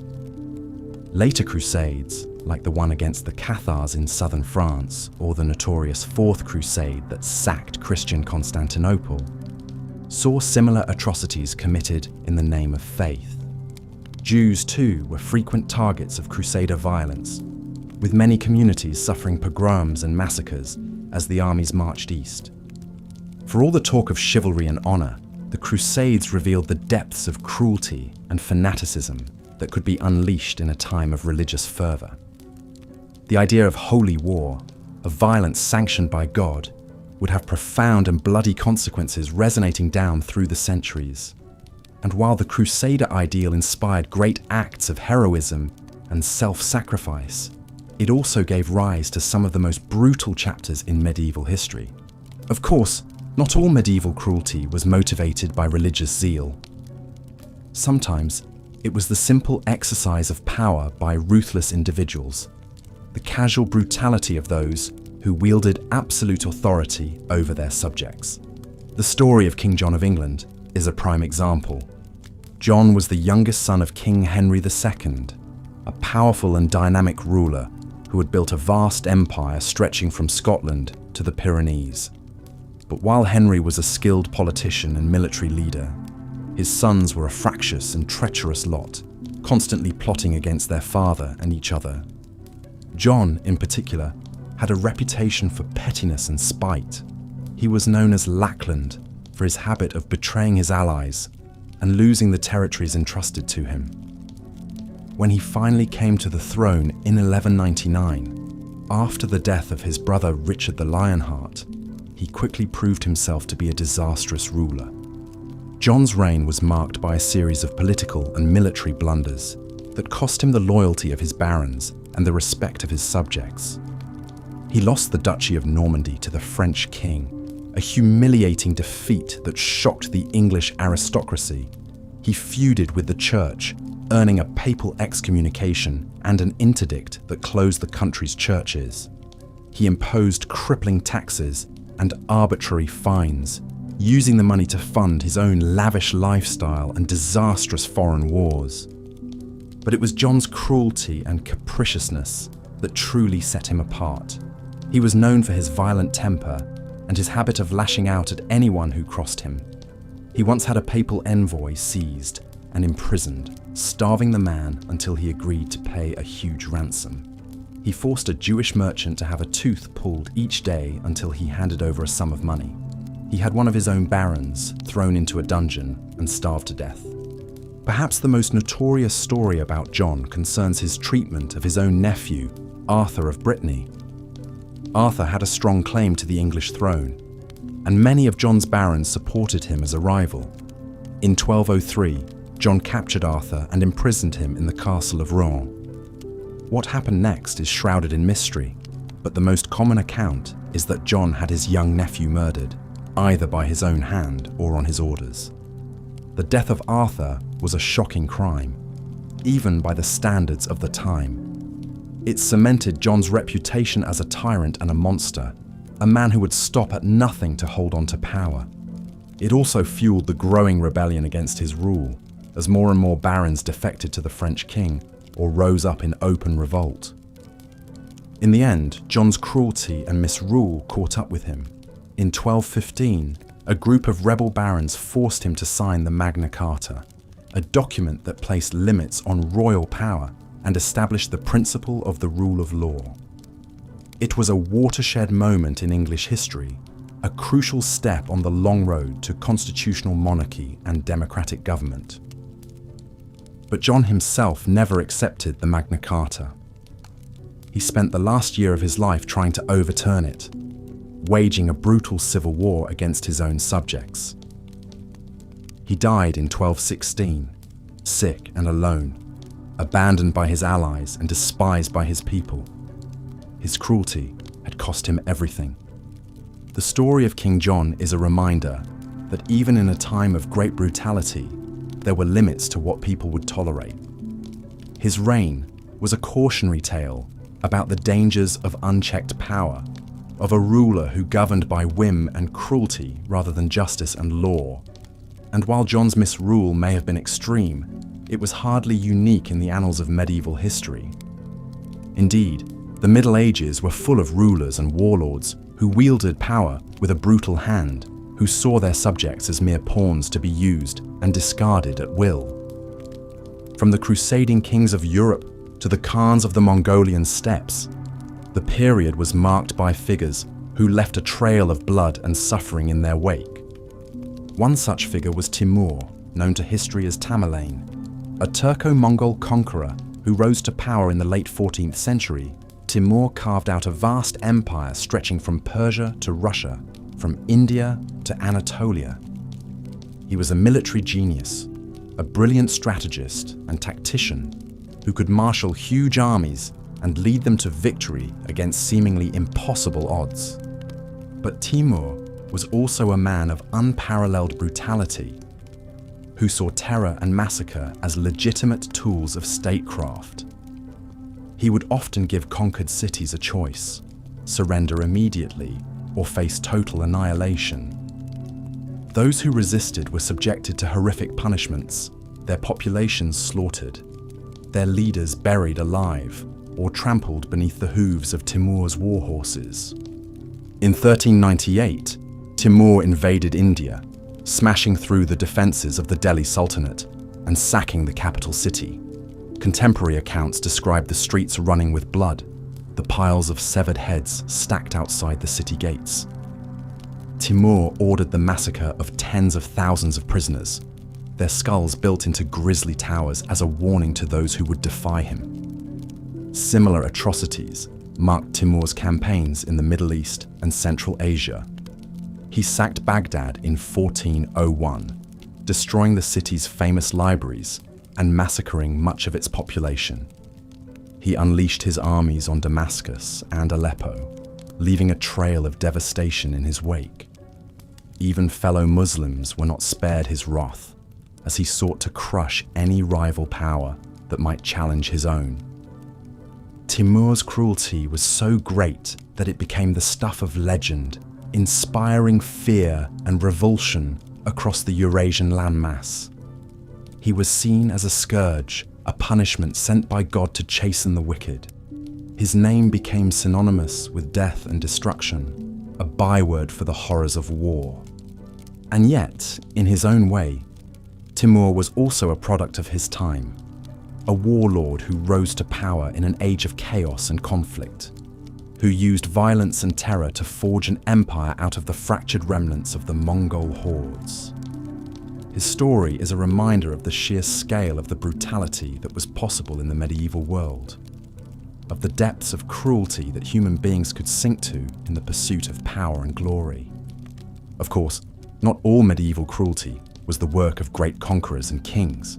Sometimes it emerged from the social and economic pressures of the age, the desperate struggles of ordinary people pushed to the brink by hardship and injustice.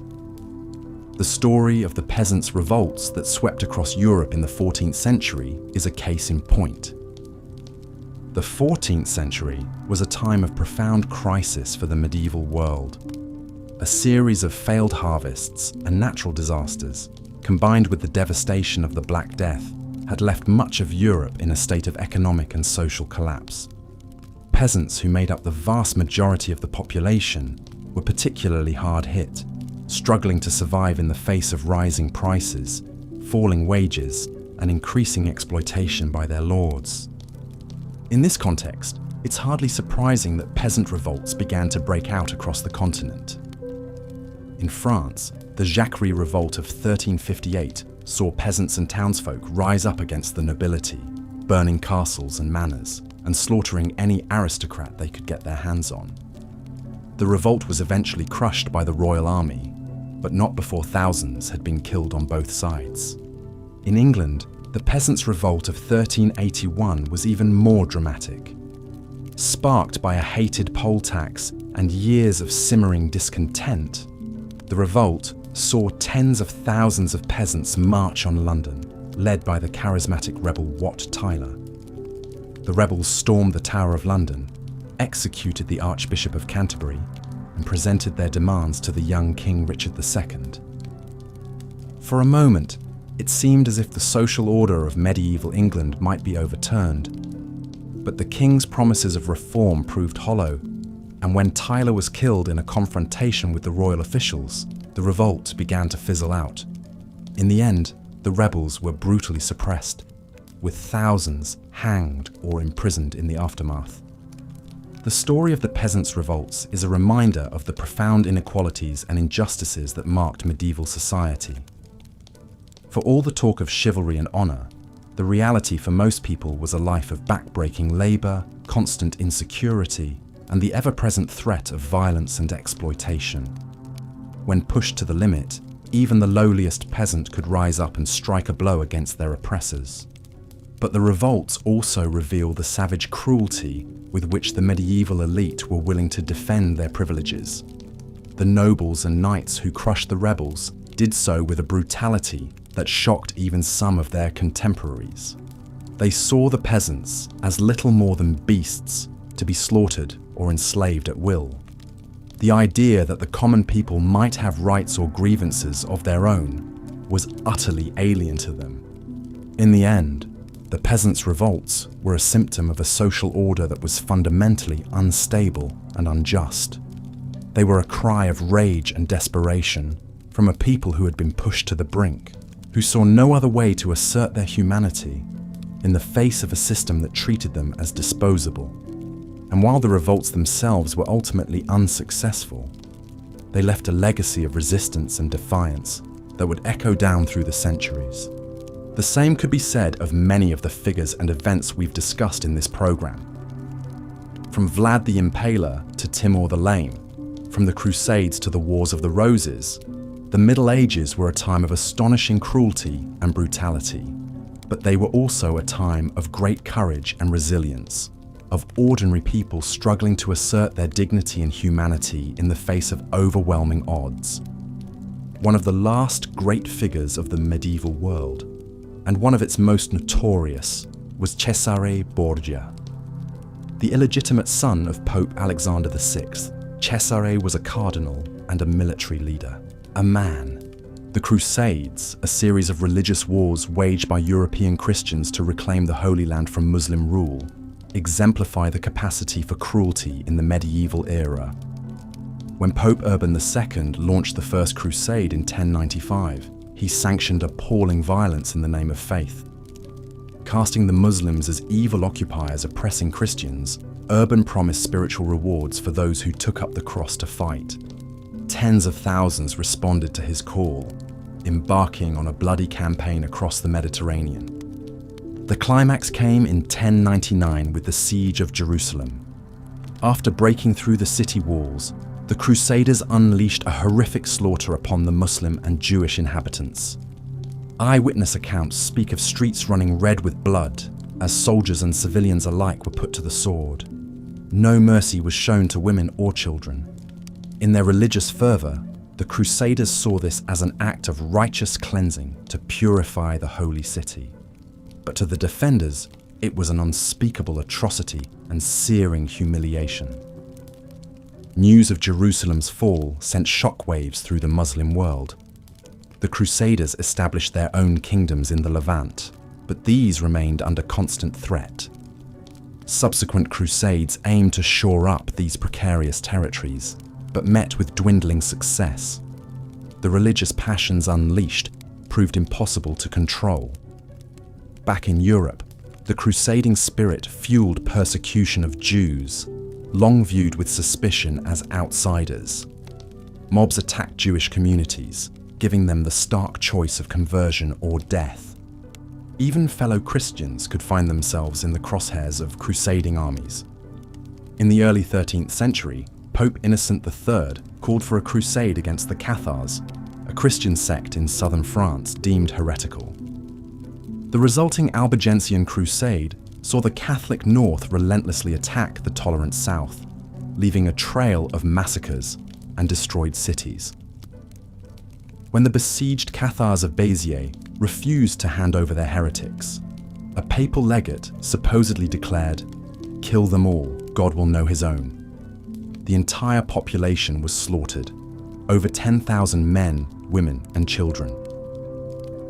The Albigensian Crusade highlights how readily medieval rulers and clergy could employ murderous brutality against even their co-religionists. Dissent was not tolerated. Heresy and rebellion needed to be crushed decisively. The machinery of state violence found its ultimate expression in torture and public execution. For those who ran afoul of the authorities, a grim fate awaited. Torture was widely used to extract confessions and punish criminals. The rack, a wooden frame that stretched the victim's limbs to the breaking point, was a favorite implement. So too was waterboarding, a torment that simulated drowning. But perhaps the most feared was the strappado. The accused would be suspended by the wrists with arms tied behind the back. The unnatural position caused excruciating pain, often dislocating shoulders within minutes. Torturers would add weights to the legs to intensify the agony. Public execution was a common spectacle in medieval times, a stern warning of the wages of sin. Crowds would gather to watch the condemned meet a variety of gruesome ends. Burning at the stake was the sentence for unrepentant heretics or accused witches. The victim would be tied to a wooden post amid a pyre of wood and set ablaze to suffer an unimaginably painful death. A skilled executioner aimed for a slower burn to prolong the ordeal for the baying mob. Another method was known as breaking on the wheel. The condemned would be tied to a large cartwheel, limbs splayed. The executioner would use an iron bar to systematically smash the legs, arms, shoulders, and chest, shattering bone after bone. Finally, a lethal blow to the head or heart delivered the coup de grace. In a final indignity, the mangled body would be woven through the spokes of the wheel and mounted on a tall pole, left to rot as a grim warning. In England, the ultimate punishment for treason was the protracted horror of hanging, drawing, and quartering. The traitor would first be dragged to the gallows, often over rough ground by a horse, as jeering spectators pelted them with refuse. At the execution site, they would be hanged by the neck, cut down while still alive, and publicly castrated. The stomach would then be slit open and the intestines yanked out and burned before the victim's eyes. Finally, the condemned would be beheaded and the body chopped into 4 quarters for display around the kingdom. It was a slow, humiliating, and agonizing end, calculated to deter any who dared threaten the crown. Such was the fate of Hugh Despencer the Younger, chief advisor to King Edward II. He made a deadly enemy in Queen Isabella, denied the political influence she craved. When Isabella and her lover, Roger Mortimer, seized power and forced Edward to abdicate, they targeted Despencer for his loyalty to the king. Despencer suffered the full traitor's death described above. A ruthless nobleman himself, in his last ghastly moments he reaped the whirlwind of the pitiless times he inhabited. Perhaps no English king has gone down in history as more villainous than John, the youngest son of Henry II. Though he showed military prowess in his youth, John proved a disastrous ruler after inheriting the throne in 1199. Through ineptitude and treachery, he lost the crown's ancestral lands in Normandy to the French king. This humiliation, coupled with punishing taxation, alienated his feudal barons and plunged England into civil war. John had already gained a reputation for petty cruelty prior to becoming king. In a fit of rage, he reportedly murdered his own nephew and rival, Arthur of Brittany, who disappeared suspiciously in 1203. As king, John reveled in the violent suppression of any who challenged his rule. After defeating a rebellion by his barons, he made a vicious example of its leader, William de Mowbray. John had him dragged behind a horse to Coventry, where he was hanged from a gibbet until nearly dead, then disemboweled and beheaded. John's misrule ultimately led to his barons forcing him to sign the Magna Carta in 1215, placing limits on royal power. But the king had no intention of abiding by this Charter of Rights. He lashed out with a campaign of destruction across the country, burning barns and seizing crops to starve out his enemies. The barons responded by inviting Prince Louis of France to take the English throne, sparking a fresh civil war. John's reputation as a tyrant was sealed by his death from dysentery. Amid this chaos in 1216, an ignominious end to a cruel and calamitous reign. The 14th century saw some of the worst calamities to ever befall the common folk of Europe. The century opened with the Great Famine of 1315 to 1317, the result of a catastrophic perfect storm of colder temperatures, incessant rain that ruined harvests, and rampant crop disease. With reserves exhausted and no relief in sight, desperate peasants resorted to eating dogs, horses, and even human flesh. Millions succumbed to the prolonged effects of malnutrition. A generation later, the Black Death scythed through the population already weakened by food scarcity. The terrifying disease could kill within days, leaving towns and villages desolated.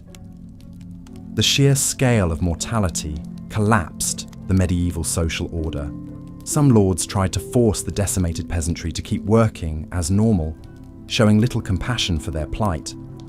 Fields went untended, bringing the threat of renewed famine. In this landscape of deprivation and death, eruptions of peasant rage were perhaps inevitable.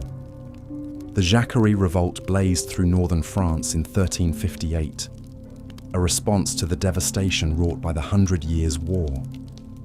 Peasant mobs targeted noble estates, burning and pillaging, but reprisals were swift and merciless. The peasants were crushed by the heavily armed nobility and their leaders executed in droves. England faced its own reckoning in 1381 with the Peasants' Revolt. An unpopular poll tax, levied 3 times in 4 years, proved the final spark. But long-simmering resentments over restrictive labour laws and the yoke of serfdom supplied the fuel. Rebels led by Wat Tyler marched on London, storming the Tower and executing the Archbishop of Canterbury and royal treasurer. Confronting the 14-year-old King Richard II, Tyler outlined the rebels' demands, which included an end to serfdom. Richard appeared to agree, but in a heated exchange, the Lord Mayor of London attacked Tyler, who was stabbed by the King's men. The murder of Tyler decapitated the rebel cause. Richard mobilized a force of over 7,000 soldiers to restore order in the capital. A crackdown in the counties followed, as the king discarded his conciliatory posture. Some 1,500 rebels were executed in a wave of vengeful retribution. Though short-lived, the revolt left an indelible mark. It demonstrated that even the lowliest in society could rise up and shake the foundations of power, however briefly. But it also showed the ruthlessness with which the ruling class would protect its privilege. The Turco-Mongol warlord Timur, known to history as Tamerlane, blazed a trail of unimaginable destruction across Central Asia in the late 14th century. A descendant of Genghis Khan, Timur rose from obscurity to build a vast empire stretching from Turkey to India. His conquests came at a horrific human cost, as he laid waste to entire cities that resisted his armies. In 1401, Timur sacked Baghdad, the renowned center of Islamic learning. Incensed by the defiance of the Sultan Ahmed Jalair, who had taken refuge in the city, Timur ordered a general massacre. Some 20,000 civilians were slaughtered in a single day. The great libraries of Baghdad, the intellectual heart of the Muslim world, went up in flames. 2 years later, the cosmopolitan city of Damascus fell to Timur's horde. Again, the conqueror's fury knew no bounds. Artisans were rounded up to be deported to Timur's capital of Samarkand, while the rest faced extermination. Timur's most terrifying atrocity occurred on the Delhi Sultanate campaign of 1398. The Sultan Nasiruddin Mahmud Shah Tughlaq chose to confront Timur's forces in open battle, a catastrophic error of judgment. The Indians were crushed, and a vengeful Timur unleashed hell on the city of Delhi. For 3 days, Timur's soldiers engaged in an orgy of rape, murder, and looting. An estimated 100,000 captives were taken away as slaves. In a chilling display of the conqueror's inhumanity, the severed heads of slain Delhi residents were used to build towering pyramids, a monument to Timur's merciless triumph. Timur's conquests came at an appalling cost in human life and cultural destruction. He was unapologetic in his cruelty, seeing terror as a legitimate weapon of war. The fear Timur instilled was so pervasive that many cities submitted to him without a fight, desperate to avoid the dreadful fate of Baghdad or Damascus. Timur died in 1405 while on a punitive campaign against Ming China, sparing that empire his murderous attentions. He left a legacy drenched in blood, a conqueror whose thirst for power recognized no moral limits. The Wars of the Roses, a protracted dynastic struggle for the English crown, plunged the nation into 3 decades of sporadic civil war in the late 15th century. The conflict pitted 2 rival branches of the royal family, the houses of York and Lancaster, against each other in a series of bloody clashes. Though much of the fighting involved noble factions, the common people of England also suffered terribly. The wars reached a brutal crescendo in 1461 with the Battle of Towton. Fought in a snowstorm near York, It was the single bloodiest battle ever on English soil. The Yorkist army under Edward IV won a decisive victory, but at a horrific cost. Contemporary accounts claim the battle and subsequent rout left some 28,000 men dead. It was said that Towton's rivers ran red with blood for days afterward. Edward showed no mercy to the defeated Lancastrians. Even men who had sought sanctuary in Towton's churches were dragged out and beheaded on Edward's orders. The most notorious figure of the Wars of the Roses is undoubtedly King Richard III. Though his villainy may be exaggerated by the victorious Tudors who succeeded him, Richard's ruthless actions in seizing and defending the crown are well documented. In 1483, as regent to the 12-year-old Edward V, Richard had the young king and his younger brother declared illegitimate and imprisoned in the Tower of London. The princes in the Tower subsequently disappeared, almost certainly murdered on Richard's command to eliminate rivals to his rule.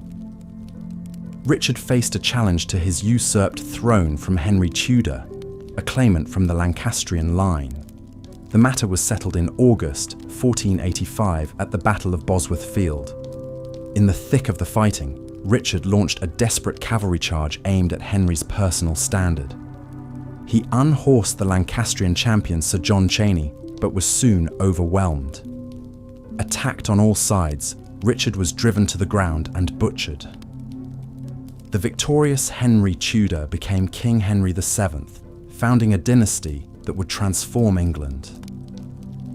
Richard's battered corpse was stripped naked, flung over a horse, and carried to Leicester for an ignominious burial in a humble church. The last English king to die in battle, Richard's savage end embodied the merciless ethos of the Wars of the Roses. The Italian political theorist Niccolò Machiavelli held up Cesare Borgia as a model of the ruthless New Prince in his famous work of Realpolitik. The illegitimate son of Pope Alexander VI, Cesare was a cardinal who abandoned the cloth to pursue naked ambition as a military commander. With his father's backing, he carved out a state for himself in the patchwork of cities and principalities in northern Italy. Cesare was handsome, learned and charismatic, but those qualities disguised a pitiless drive for power. Cesare's defining act of callousness was the murder of his older brother Giovanni in 1497. Giovanni had been the original focus of their father's dynastic schemes, but his arrogance and military failings had begun to grate. When Giovanni turned up dead in suspicious circumstances, Cesare was the prime suspect. Some whispered that Cesare had thrown his brother's corpse into the Tiber. Fratricide was no impediment to Cesare's advance. Now the chief beneficiary of Borgia Papal patronage, he redoubled his quest for glory. As Cesare rampaged through the Romagna in 1501 to 1502, no method was too vicious if it secured his goals. He lured the troublesome lords of Senegalia to a meeting under false pretenses, where he had them strangled. When the city of Capua resisted Cesare's French allies, he joined the punitive sacking that saw the defenders massacred and the population terrorized into submission. Machiavelli, then a Florentine diplomat, witnessed Cesare's brutal effectiveness firsthand. He later wrote admiringly that Cesare embodied the lion and the fox, combining raw aggression with sly cunning. Cesare's cruelty was ultimately for naught. His gains depended on his father's influence as pope. When Alexander VI suddenly died in 1503, Cesare's enemies stripped him of all his conquests. Exiled and desperate, Cesare died fighting as a mercenary for the King of Navarre in 1507, aged just 31. The princely epitome of Renaissance individualism had flared across the political firmament, only to be snuffed out when the winds of fortune shifted. Machiavelli's clear-eyed appraisal of Cesare's methods would long outlast him, a primer for tyrants on the utility of terror. The Middle Ages were an era of soaring cathedrals and chivalric ideals, but also of remorseless cruelty visited on the vulnerable. From the fanatical zealotry of the Crusades to the dynastic bloodletting of the Wars of the Roses, powerful figures unleashed misery and destruction on a grand scale. Vlad the Impaler and Cesare Borgia earned enduring infamy as avatars of the age's ruthless spirit, while nameless multitudes suffered and perished in Timur's conquests or the Black Death's horrors. The turmoil of the times could turn even peasants into agents of violent retribution, however doomed their rebellions. We should be wary of seeing the medieval world in simplistic terms of good and evil. Many of the cruelest acts were perpetrated by those who earnestly believed they were doing right, from warrior popes to crusading kings. In a world of fragile life expectancy and the omnipresent threat of war, rulers often felt they had no choice but to use harsh measures to secure their power.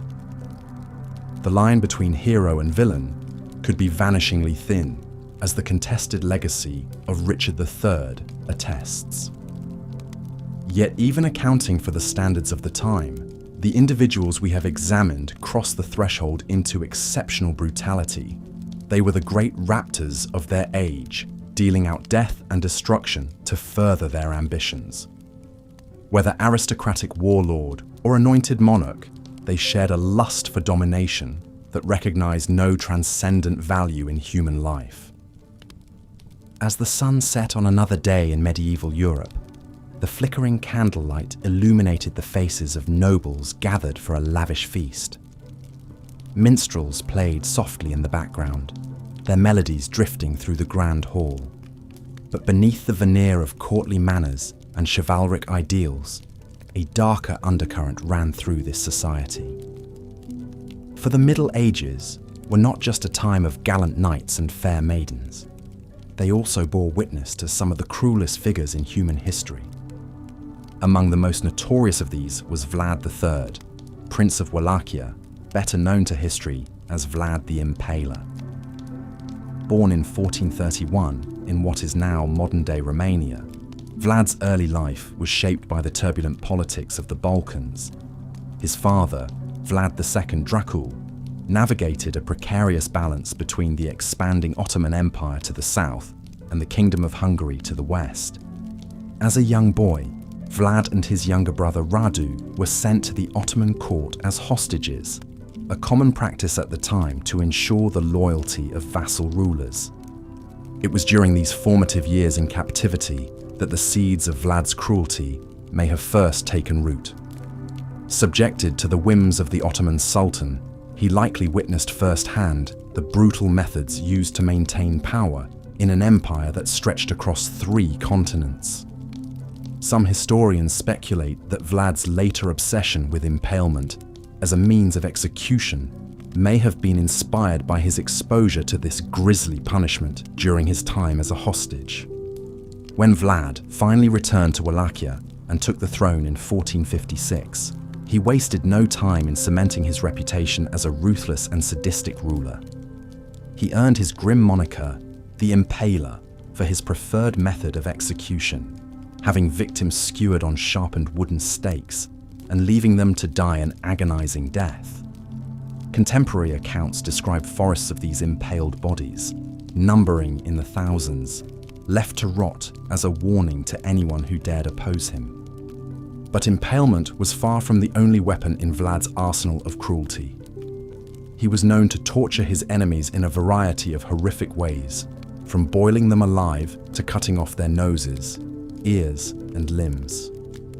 One particularly gruesome story tells of how he once invited hundreds of nobles to a banquet, only to have the hall boarded up and set on fire, burning them all alive. Of course, it's worth noting that many of the tales of Vlad's brutality come from sources that were hostile to him, such as the Saxons of Transylvania, whom he frequently fought against.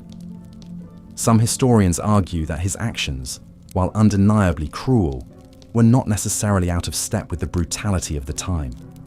In an age when the Ottoman Empire was expanding rapidly and threatening to conquer all of Europe, rulers like Vlad may have felt that extreme measures were necessary to defend their lands and their people. Nevertheless, there is no denying that Vlad the Impaler left an indelible mark on history and popular culture. His bloody deeds would go on to inspire the legend of Dracula, the vampire count created by Bram Stoker in his 1897 novel. But while Stoker's Dracula was a work of fiction, the real-life Vlad was all too terrifyingly real, a testament to the darkness that lurked within the human heart, even in an era celebrated for its chivalry and virtue. As the flames flickered and danced in the hearth, casting long shadows on the stone walls, the nobles continued their feast, blissfully unaware of the horrors that had unfolded in centuries past. For them, Vlad the Impaler was a distant figure, a bogeyman used to frighten unruly children. But for those who had lived under his reign of terror, the scars ran deep, a reminder that even in a time of supposed honor and valor, cruelty could wear many faces. Vlad, however, was far from the only figure to leave a trail of blood and suffering in his wake during the Middle Ages. The Crusades, a series of religious wars waged by European Christians against Muslims in the Holy Land, saw atrocities committed on a staggering scale. It all began in 1095, when Pope Urban II gave a rousing speech at the Council of Clermont, urging the faithful to take up arms and reclaim Jerusalem from the infidels. The response was overwhelming. Thousands of knights, soldiers, and even ordinary peasants flocked to the call, sewing crosses onto their clothes as a sign of their holy mission. But what began as a pious quest quickly descended into a frenzy of violence and bloodshed. As the Crusaders marched east, they left a trail of destruction in their wake, slaughtering Jewish communities in the Rhineland and sacking the great city of Constantinople, the heart of Eastern Christendom. When they finally reached Jerusalem in 1099, the Crusaders unleashed a horrific massacre on the city's inhabitants.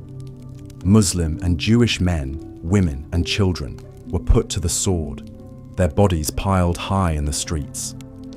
Contemporary accounts describe the conquerors wading through blood up to their ankles, the air thick with the stench of death. It was a scene of unimaginable brutality, all carried out in the name of God and with the blessing of the Church. The Crusades would drag on for nearly 2 centuries, as European armies repeatedly tried and failed to maintain their grip on the Holy Land. Each new campaign brought fresh atrocities, from the sack of Acre in 1104 to the fall of Jerusalem, to Saladin in 1187. The violence was not limited to the battlefield either. Back in Europe, the Crusades fueled a rising tide of anti-Semitism, with Jewish communities facing persecution, forced conversion, and even mass murder at the hands of crusading mobs. One of the darkest chapters in this history was the Albigensian Crusade, launched by Pope Innocent III in 1209 against the Cathar heretics of southern France. The Cathars were a Christian sect that rejected the authority of the Catholic Church and believed in a dualistic universe of good and evil. To the church hierarchy, they represented a dangerous threat to the established order, one that had to be stamped out at any cost. Over the next 20 years, the Crusaders waged a brutal campaign of terror against the Cathars and their supporters. Whole towns and villages were put to the torch, their inhabitants slaughtered without mercy. At the notorious massacre of Béziers in 1209, the papal legate Arnaud Amalric allegedly declared, "Kill them all, God will know his own." A chilling sentiment that would come to define the savagery of the crusade. By the time the last Cathar stronghold fell in 1229, the once vibrant culture of southern France lay in ruins. The Albigensian Crusade had not only decimated the Cathar heresy, but also paved the way for the expansion of royal power and the infamous Inquisition that would terrorize Europe for centuries to come. It was a grim reminder of the terrible price paid by those who dared to challenge the authority of the Church in the Middle Ages. As the embers burned low in the hearth and the minstrels' songs faded into the night, the nobles began to drift off to their chambers, their minds heavy with the weight of history. For all the grandeur and pageantry of their world, they knew that it was built on a foundation of blood and suffering, the legacy of the cruelest people in medieval history. And as they lay their heads down to sleep, they could only hope that the demons of the past would not come back to haunt them in their dreams. The Albigensian Crusade was a brutal campaign launched by Pope Innocent III in 1209 to eliminate the Cathar heresy in Languedoc, a region in southern France. The Cathars were a Christian sect that rejected the authority of the Catholic Church, believing in a dualistic theology that saw the material world as evil and corrupt. They preached a life of simplicity and poverty, winning many converts among the local populace. To the Pope and the French monarchy, however, the Cathars represented a dangerous threat to the established order. Innocent III declared them heretics and called for a crusade to exterminate them, offering the same spiritual rewards granted to crusaders in the Holy Land. A large army of French knights and mercenaries, led by the notorious Simon de Montfort, descended upon Languedoc, laying waste to the countryside. The Crusaders showed no mercy to the Cathars or their supporters. In the town of Béziers, when asked how to distinguish between Catholics and heretics, the papal legate Arnaud Amalric allegedly replied, "Kill them all. God will know his own." The entire population of the town, some 20,000 men, women and children, were massacred in the church where they had sought refuge. Similar atrocities occurred throughout the region as the Crusaders systematically destroyed Cathar villages and strongholds. Captured heretics who refused to recant their beliefs were burned at the stake. The Cathar faith was virtually extinguished, their culture and language suppressed. The Albigensian Crusade left a deep scar on the psyche of southern France. It marked a turning point in the consolidation of royal power and the authority of the Catholic Church. The Inquisition that followed targeted any remaining Cathars, driving the movement underground. The last known Cathar perfect, Guillaume Bélibaste, was burned alive in 1321, bringing an end to a shameful chapter in medieval history. Beyond the religious persecution of heretics like the Cathars, the Middle Ages were notorious for the cruel and gruesome forms of torture and execution inflicted upon criminals and political enemies. Public executions were a common spectacle, drawing large crowds eager for morbid entertainment. Burning at the stake was a particularly horrific fate reserved for those convicted of heresy or witchcraft. The victims, often women, were tied to a wooden post surrounded by bundles of wood. As the flames were lit, the condemned would suffer an agonizingly slow and painful death, their screams echoing through the streets. Another torture device, the breaking wheel, was used to punish criminals in medieval France and Germany. The victims' limbs were tied to a large wooden wheel, which was then slowly rotated while the executioner smashed the exposed bones with an iron bar. This process could be repeated for hours, prolonging the torment before finally delivering a fatal blow called the coup de grâce. In England, the punishment for treason was the infamous hanging, drawing and quartering. The condemned man would first be hanged until nearly dead, then cut down and disemboweled while still alive. His entrails were burned before him as he watched. Finally, his body would be cut into 4 pieces, or quartered, and the parts sent to the 4 corners of the kingdom as a warning to others. These brutal methods were not just about punishment, but also about sending a message and instilling terror. They served as a public reminder of the consequences of defying those in power, whether religious or secular authorities. The cruel ingenuity of these tortures and executions speaks to a certain medieval mentality that often valued retribution and intimidation over justice and mercy. One English king particularly associated with such cruelty and abuse of power was King John, the youngest son of Henry II. Though he is perhaps best known for being the villain in the Robin Hood legends, forced to sign the Magna Carta by his rebellious barons, his real-life villainy was even more shocking. John was said to be a spiteful, petty tyrant with a vicious temper. Early in his reign, he managed to lose most of the English crown's lands in France, including Normandy, due to military incompetence and alienating his own vassals. This led to a rebellion by a group of powerful barons in England, plunging the kingdom into civil war. John responded to this threat with his customary brutality. He took a number of the rebel barons prisoner and executed them personally, starving some to death in his dungeons. He was also rumoured to have murdered his own nephew and rival claimant to the throne, Arthur of Brittany. Though the truth of this accusation remains uncertain, what is clear is that John's actions made him hugely unpopular with his subjects. He was seen as a cowardly, dishonourable king who failed to live up to the chivalric ideals of the age. His humiliating defeat by the French and his cruel treatment of his own people led to a complete collapse in his support. When the barons finally cornered him and forced him to sign the Magna Carta in 1215, limiting royal power and enshrining certain rights, few of his subjects mourned. Despite this check on his authority, John spent his remaining years trying to wriggle out of the Magna Carta's provisions and re-establish his own despotic rule. He might have succeeded, plunging England back into tyranny, had he not died suddenly of dysentery in 1216 on campaign against the rebellious barons and their French allies. John's ignominious end was a fitting symbol of his disastrous reign, characterized by a toxic blend of incompetence, spite, and wanton cruelty. Nowhere were the sufferings of the common people in the Middle Ages more acute than during the era of the great peasant revolts of the 14th century.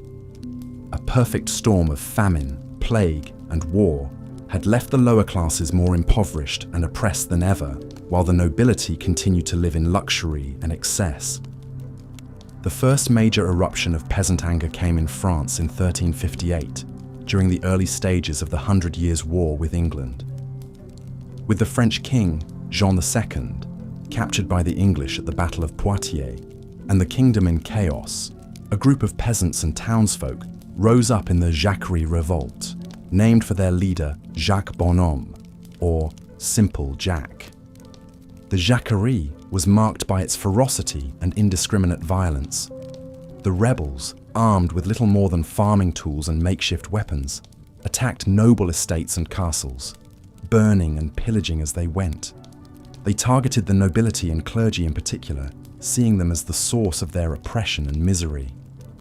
However, the nobles soon regrouped and launched a brutal counterattack. The untrained and poorly equipped peasant mobs were no match for the heavily armed and mounted knights. The revolt was crushed mercilessly, with the rebels slaughtered en masse. Jacques Bonhomme himself was captured and gruesomely executed, his body torn apart by horses. A similar fate awaited the participants in the English Peasants' Revolt of 1381. Sparked by a combination of heavy taxation, the ravages of the Black Death, and resentment of the feudal system, the revolt saw tens of thousands of peasants and labourers march on London under the leadership of Wat Tyler. Initially, the young King Richard II agreed to meet with the rebels and hear their demands, which included the abolition of serfdom and a general pardon. However, during a heated confrontation at Smithfield, Tyler was suddenly attacked and killed by the Lord Mayor of London, leading to an armed standoff. Richard, though only 14 years old, showed remarkable composure and cunning. He promised the leaderless rebels that he would meet their demands if they dispersed peacefully. Once they had gone, however, he reneged on his word and launched a wave of reprisals. The leading rebels were hunted down, hanged, and quartered, while the rest were forced back into servitude. The failure of these revolts illustrates the near impossible odds faced by medieval peasants in trying to change their lot. Despite their numerical strength, they lacked the organization, resources, and leadership to effectively challenge the entrenched power of the nobility and clergy. The vicious repression that followed each uprising only served to reinforce the rigid social hierarchy of the age.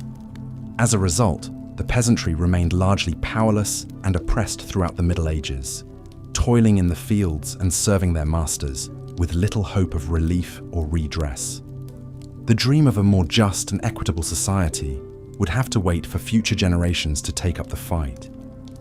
In the late 14th century, a new terror emerged from the steppes of Central Asia to devastate the Islamic world and beyond. Timur, known to history as Tamerlane or Timur the Lame, was a Turco-Mongol conqueror who sought to rebuild the empire of Genghis Khan. In the process, he carved a bloody path across Eurasia, leaving behind piles of skulls and ruined cities as monuments to his brutality. Born into a minor clan in what is now Uzbekistan, Timur rose to power through a combination of military skill, political cunning, and sheer ruthlessness. He first established his authority over the Chagatai Khanate, a Mongol successor state in Central Asia, before launching a series of conquests that would make him the master of a vast empire stretching from Russia to India. Timur's methods were as cruel as they were effective. He was notorious for the practice of building towers of skulls from the remains of his defeated enemies, a gruesome display meant to strike terror into the hearts of those who might resist him. When he captured the city of Isfahan in Persia, he ordered the massacre of 70,000 inhabitants, their heads stacked into pyramids. One of Timur's most brutal campaigns was his invasion of India in 1398. Marching through the Khyber Pass with a huge army, he descended upon the Delhi Sultanate, then one of the richest and most powerful states in the Islamic world. The Sultan, Nasir-ud-Din Mahmud Shah Tughlaq, hastily assembled a force to meet him, but was outmaneuvered and crushed in battle. Timur then unleashed his troops on the city of Delhi itself. For 3 days, they engaged in an orgy of looting, rape, and slaughter, killing tens of thousands of civilians. The city was left a smoking ruin, its palaces and mosques reduced to rubble, its population decimated. It was a blow from which the Delhi Sultanate would never fully recover. Timur's later campaigns saw him sack Baghdad, Damascus, and Aleppo, leaving a trail of destruction across the Middle East. He even defeated the Ottoman Sultan Bayezid I, who had been previously invincible, at the Battle of Ankara in 1402, capturing the Sultan himself. Bayezid would die in captivity a year later, humiliated and broken. Despite his ferocity, Timur also styled himself as a patron of the arts and sciences. He made his capital of Samarkand into a glittering center of culture and learning, attracting scholars, artists, and craftsmen from across the Islamic world.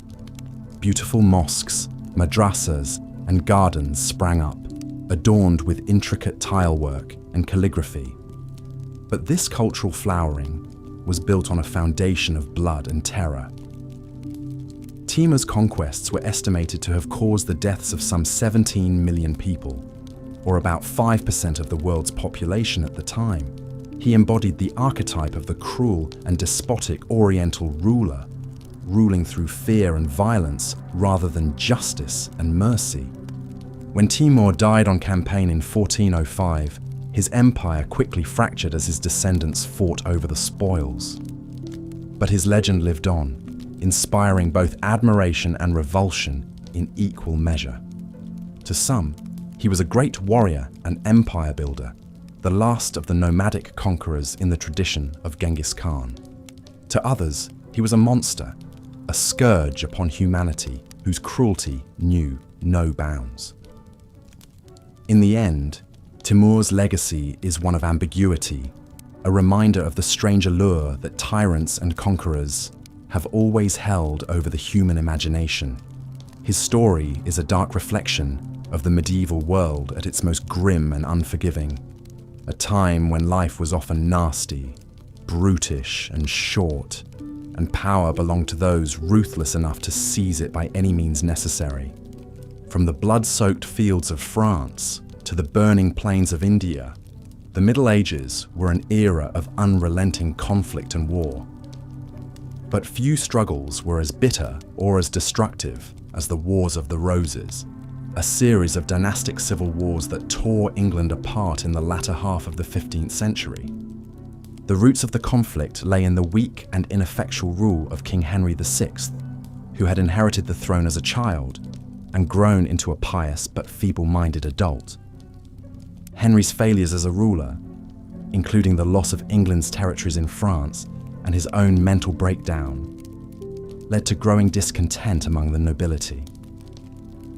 Two rival branches of the royal family, the houses of Lancaster and York, began to vie for control of the government. The Lancastrians, led by Henry's formidable queen, Margaret of Anjou, sought to protect the king's authority and their own power.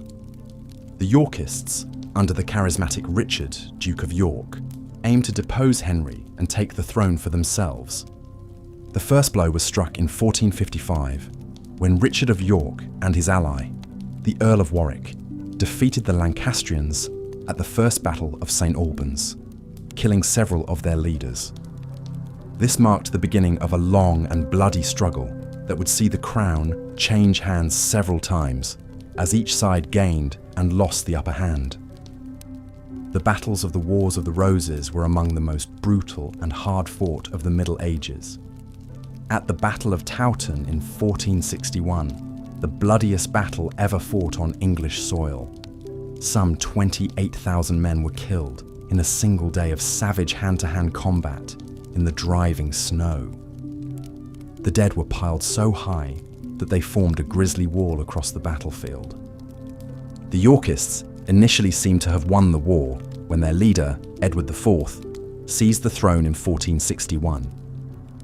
But the Lancastrians refused to submit, and fighting continued sporadically for another decade. In 1470, Warwick, now estranged from Edward, defected to the Lancastrian side and briefly restored Henry VI to the throne. Edward soon returned from exile, however, and defeated Warwick and the Lancastrians at the battles of Barnet and Tewkesbury in 1471. The Lancastrian heir, Edward of Westminster, was killed in the fighting, while Henry VI himself was murdered shortly thereafter, allegedly on Edward's orders. But the Wars of the Roses were not yet over. When Edward IV died suddenly in 1483, his young sons, the princes in the Tower, disappeared under mysterious circumstances, leading to rumours that they had been murdered by their uncle, Richard III, who had seized the throne for himself. Richard's short and turbulent reign was marked by further plotting and betrayal. In 1485, he was challenged by Henry Tudor, a distant relative of the Lancastrian kings, who had gained the support of disaffected Yorkists. The two sides met at the Battle of Bosworth Field, where Richard, fighting bravely to the end, was cut down and killed. Henry Tudor was crowned as Henry VII, founding a new dynasty that would rule England for more than a century. But the wounds of the Wars of the Roses would take generations to heal. The English nobility had been decimated, with many great families wiped out or ruined. The crown itself had been tarnished by the spectacle of kings being deposed and murdered by their own kin. The Wars of the Roses remain a byword for the destructive power of unchecked ambition and the perils of weak and divided rule. They remind us of the fragility of even the most seemingly stable political order and the terrible price that can be paid when the bonds of loyalty and kinship break down. In the end, it was not just the kings and nobles who suffered, but the common people of England, caught up in a conflict that brought them only misery and death. As the Middle Ages drew to a close, Italy was a land of contrasts, home to some of the most brilliant artists, scholars, and statesmen of the Renaissance, but also to some of the most notorious tyrants and schemers. Among the latter, few were as infamous or as feared as Cesare Borgia, the illegitimate son of Pope Alexander VI, and a cardinal turned warlord. Born into the scandalous and power-hungry Borgia family, Cesare was groomed for a career in the church from a young age. But his true talents lay in statecraft and war, not in the priesthood. With the help of his father, he secured a release from his ecclesiastical vows and embarked on a ruthless campaign to carve out a kingdom for himself in central Italy. As Captain General of the papal armies, 𝐝𝐴ZARE proved himself a skilled and ambitious military leader. He conquered the city of Imola and the fortress of Forlì, brutally executing their rulers and seizing their lands. He then turned his attention to the Romagna region, subduing its fractious lords and bringing them under his own iron rule. But 𝐝𝐴ZARE's rise to power was marked by treachery and bloodshed. He was widely suspected of having his own brother Juan murdered in order to eliminate a rival for their father's favor. He also had several of his enemies strangled or poisoned, including his brother-in-law Alfonso of Aragon, whom he regarded as a threat to his own position. 𝐝𝐴ZARE's methods were as cunning as they were cruel. He would often lure.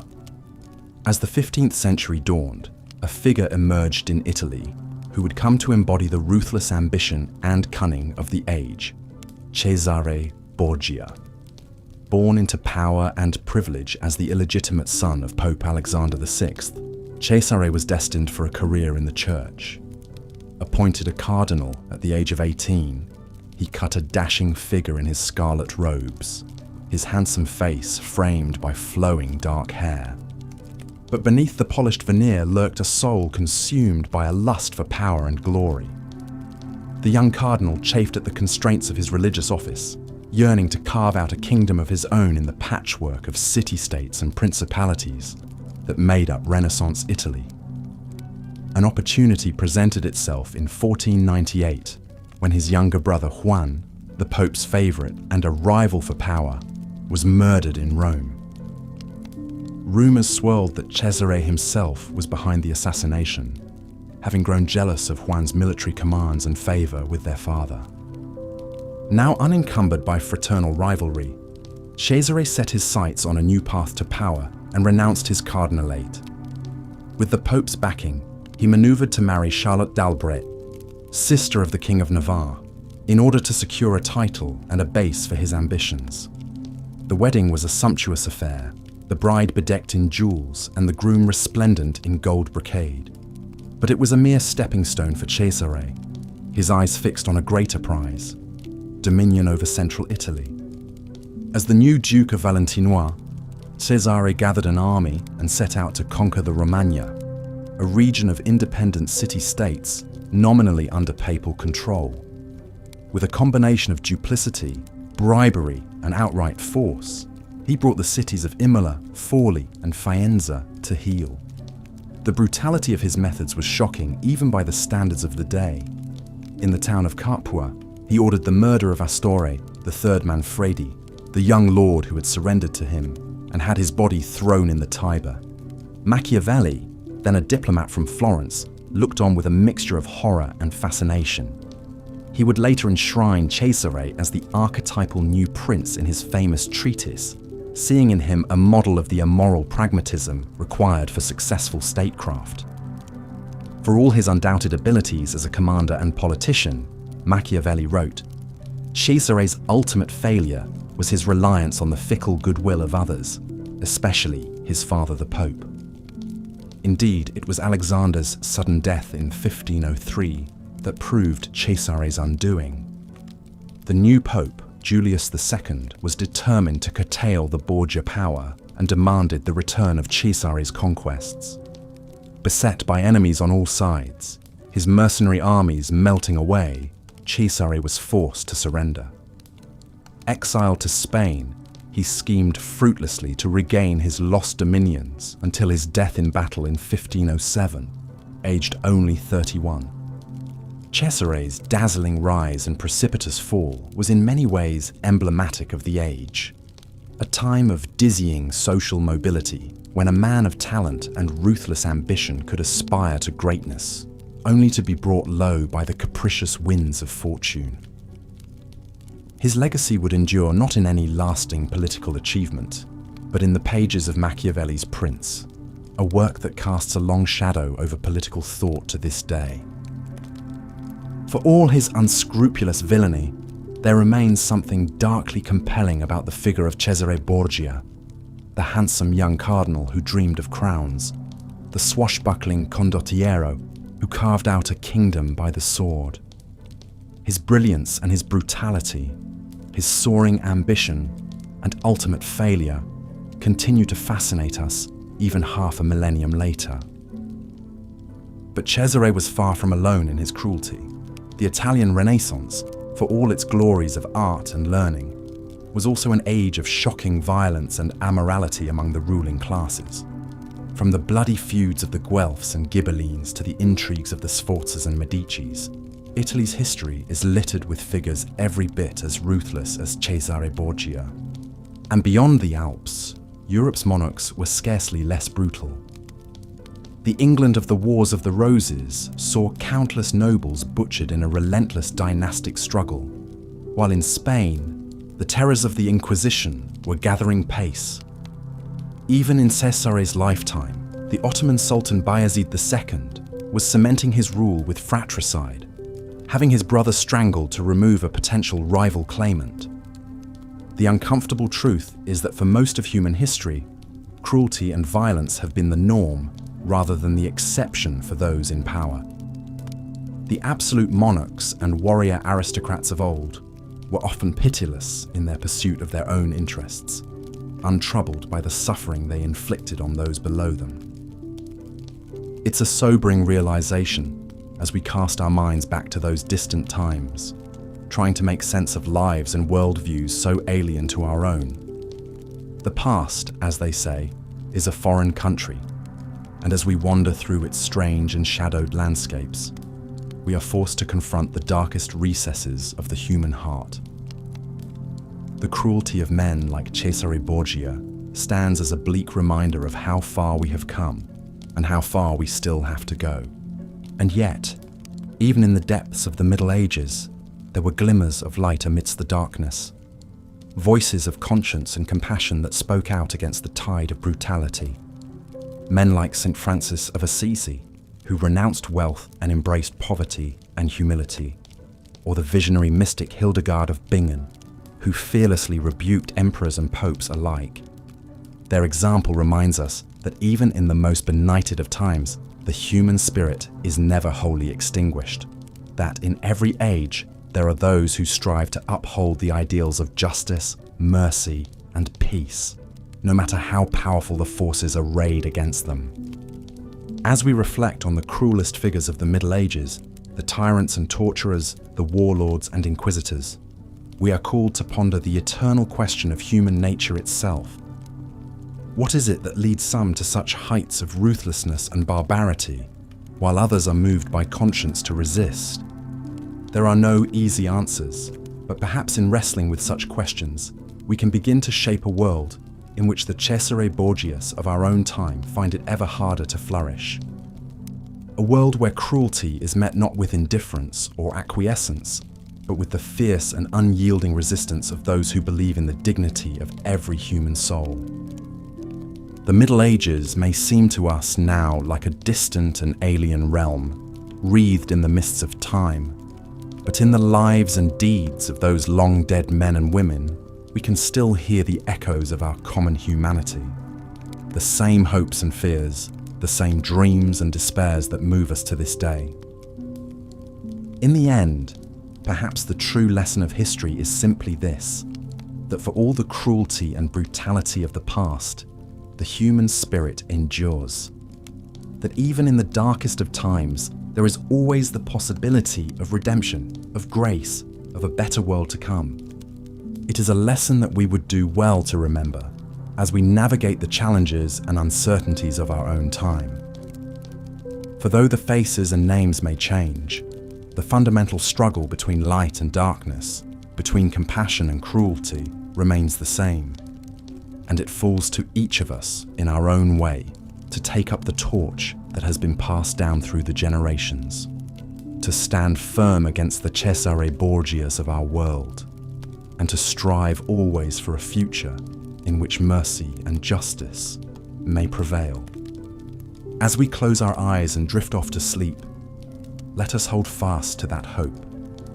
The hope that even in the darkest of nights, the dawn will come.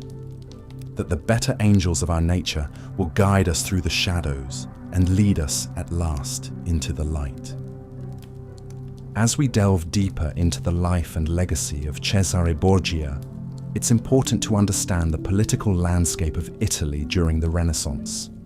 The peninsula was divided into a patchwork of city-states, each vying for power and influence.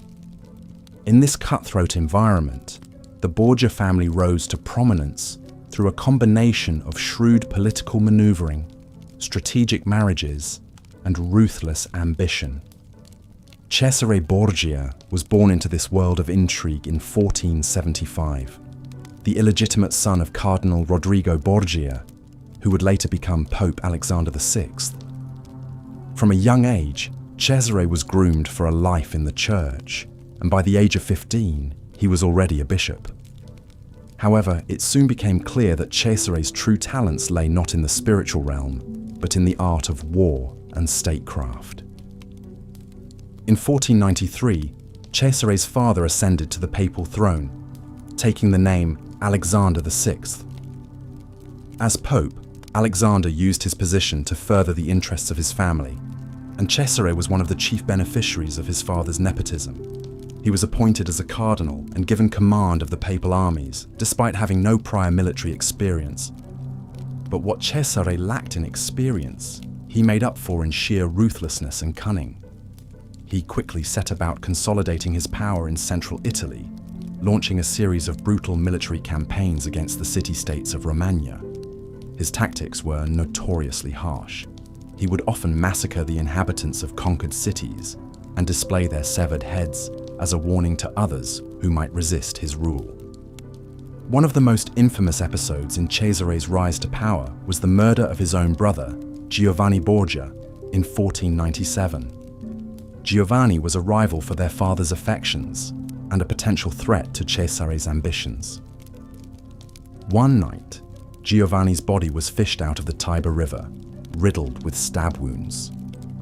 While the identity of his killer was never conclusively proven, it was widely believed that Cesare was behind the assassination. Despite the brutal nature of his rule, Cesare was not without his admirers. The Renaissance philosopher Niccolò Machiavelli, who served as a diplomat to the Borgia court, saw in Cesare the embodiment of the ideal prince, a ruler who was willing to do whatever it took to achieve his goals. In his famous work, The Prince, Machiavelli would later hold up Cesare as a model for other aspiring rulers to follow. But even the most ruthless of princes are not immune to the vicissitudes of fate. In 1503, Cesare's father died suddenly, leaving him without the protection of the papacy. His enemies, sensing weakness, quickly moved against him. Cesare was arrested and exiled to Spain, where he would spend the remaining years of his life in obscurity. Despite his ignominious end, the legacy of Cesare Borgia looms large in the annals of history. He is remembered as one of the most notorious figures of the Renaissance, a man who embodied both the brilliance and the brutality of the age. His story serves as a cautionary tale about the dangers of unchecked ambition and the corrupting influence of power. As we come to the end of our exploration of the cruelest people in medieval history, it's worth reflecting on what these stories can teach us about the human condition.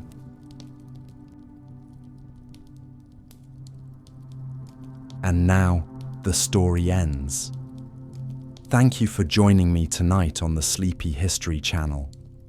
We've traversed the shadowed world of medieval cruelty, a realm shaped by ambition, fear, violence, and the harsh realities that forge some of history's most ruthless figures.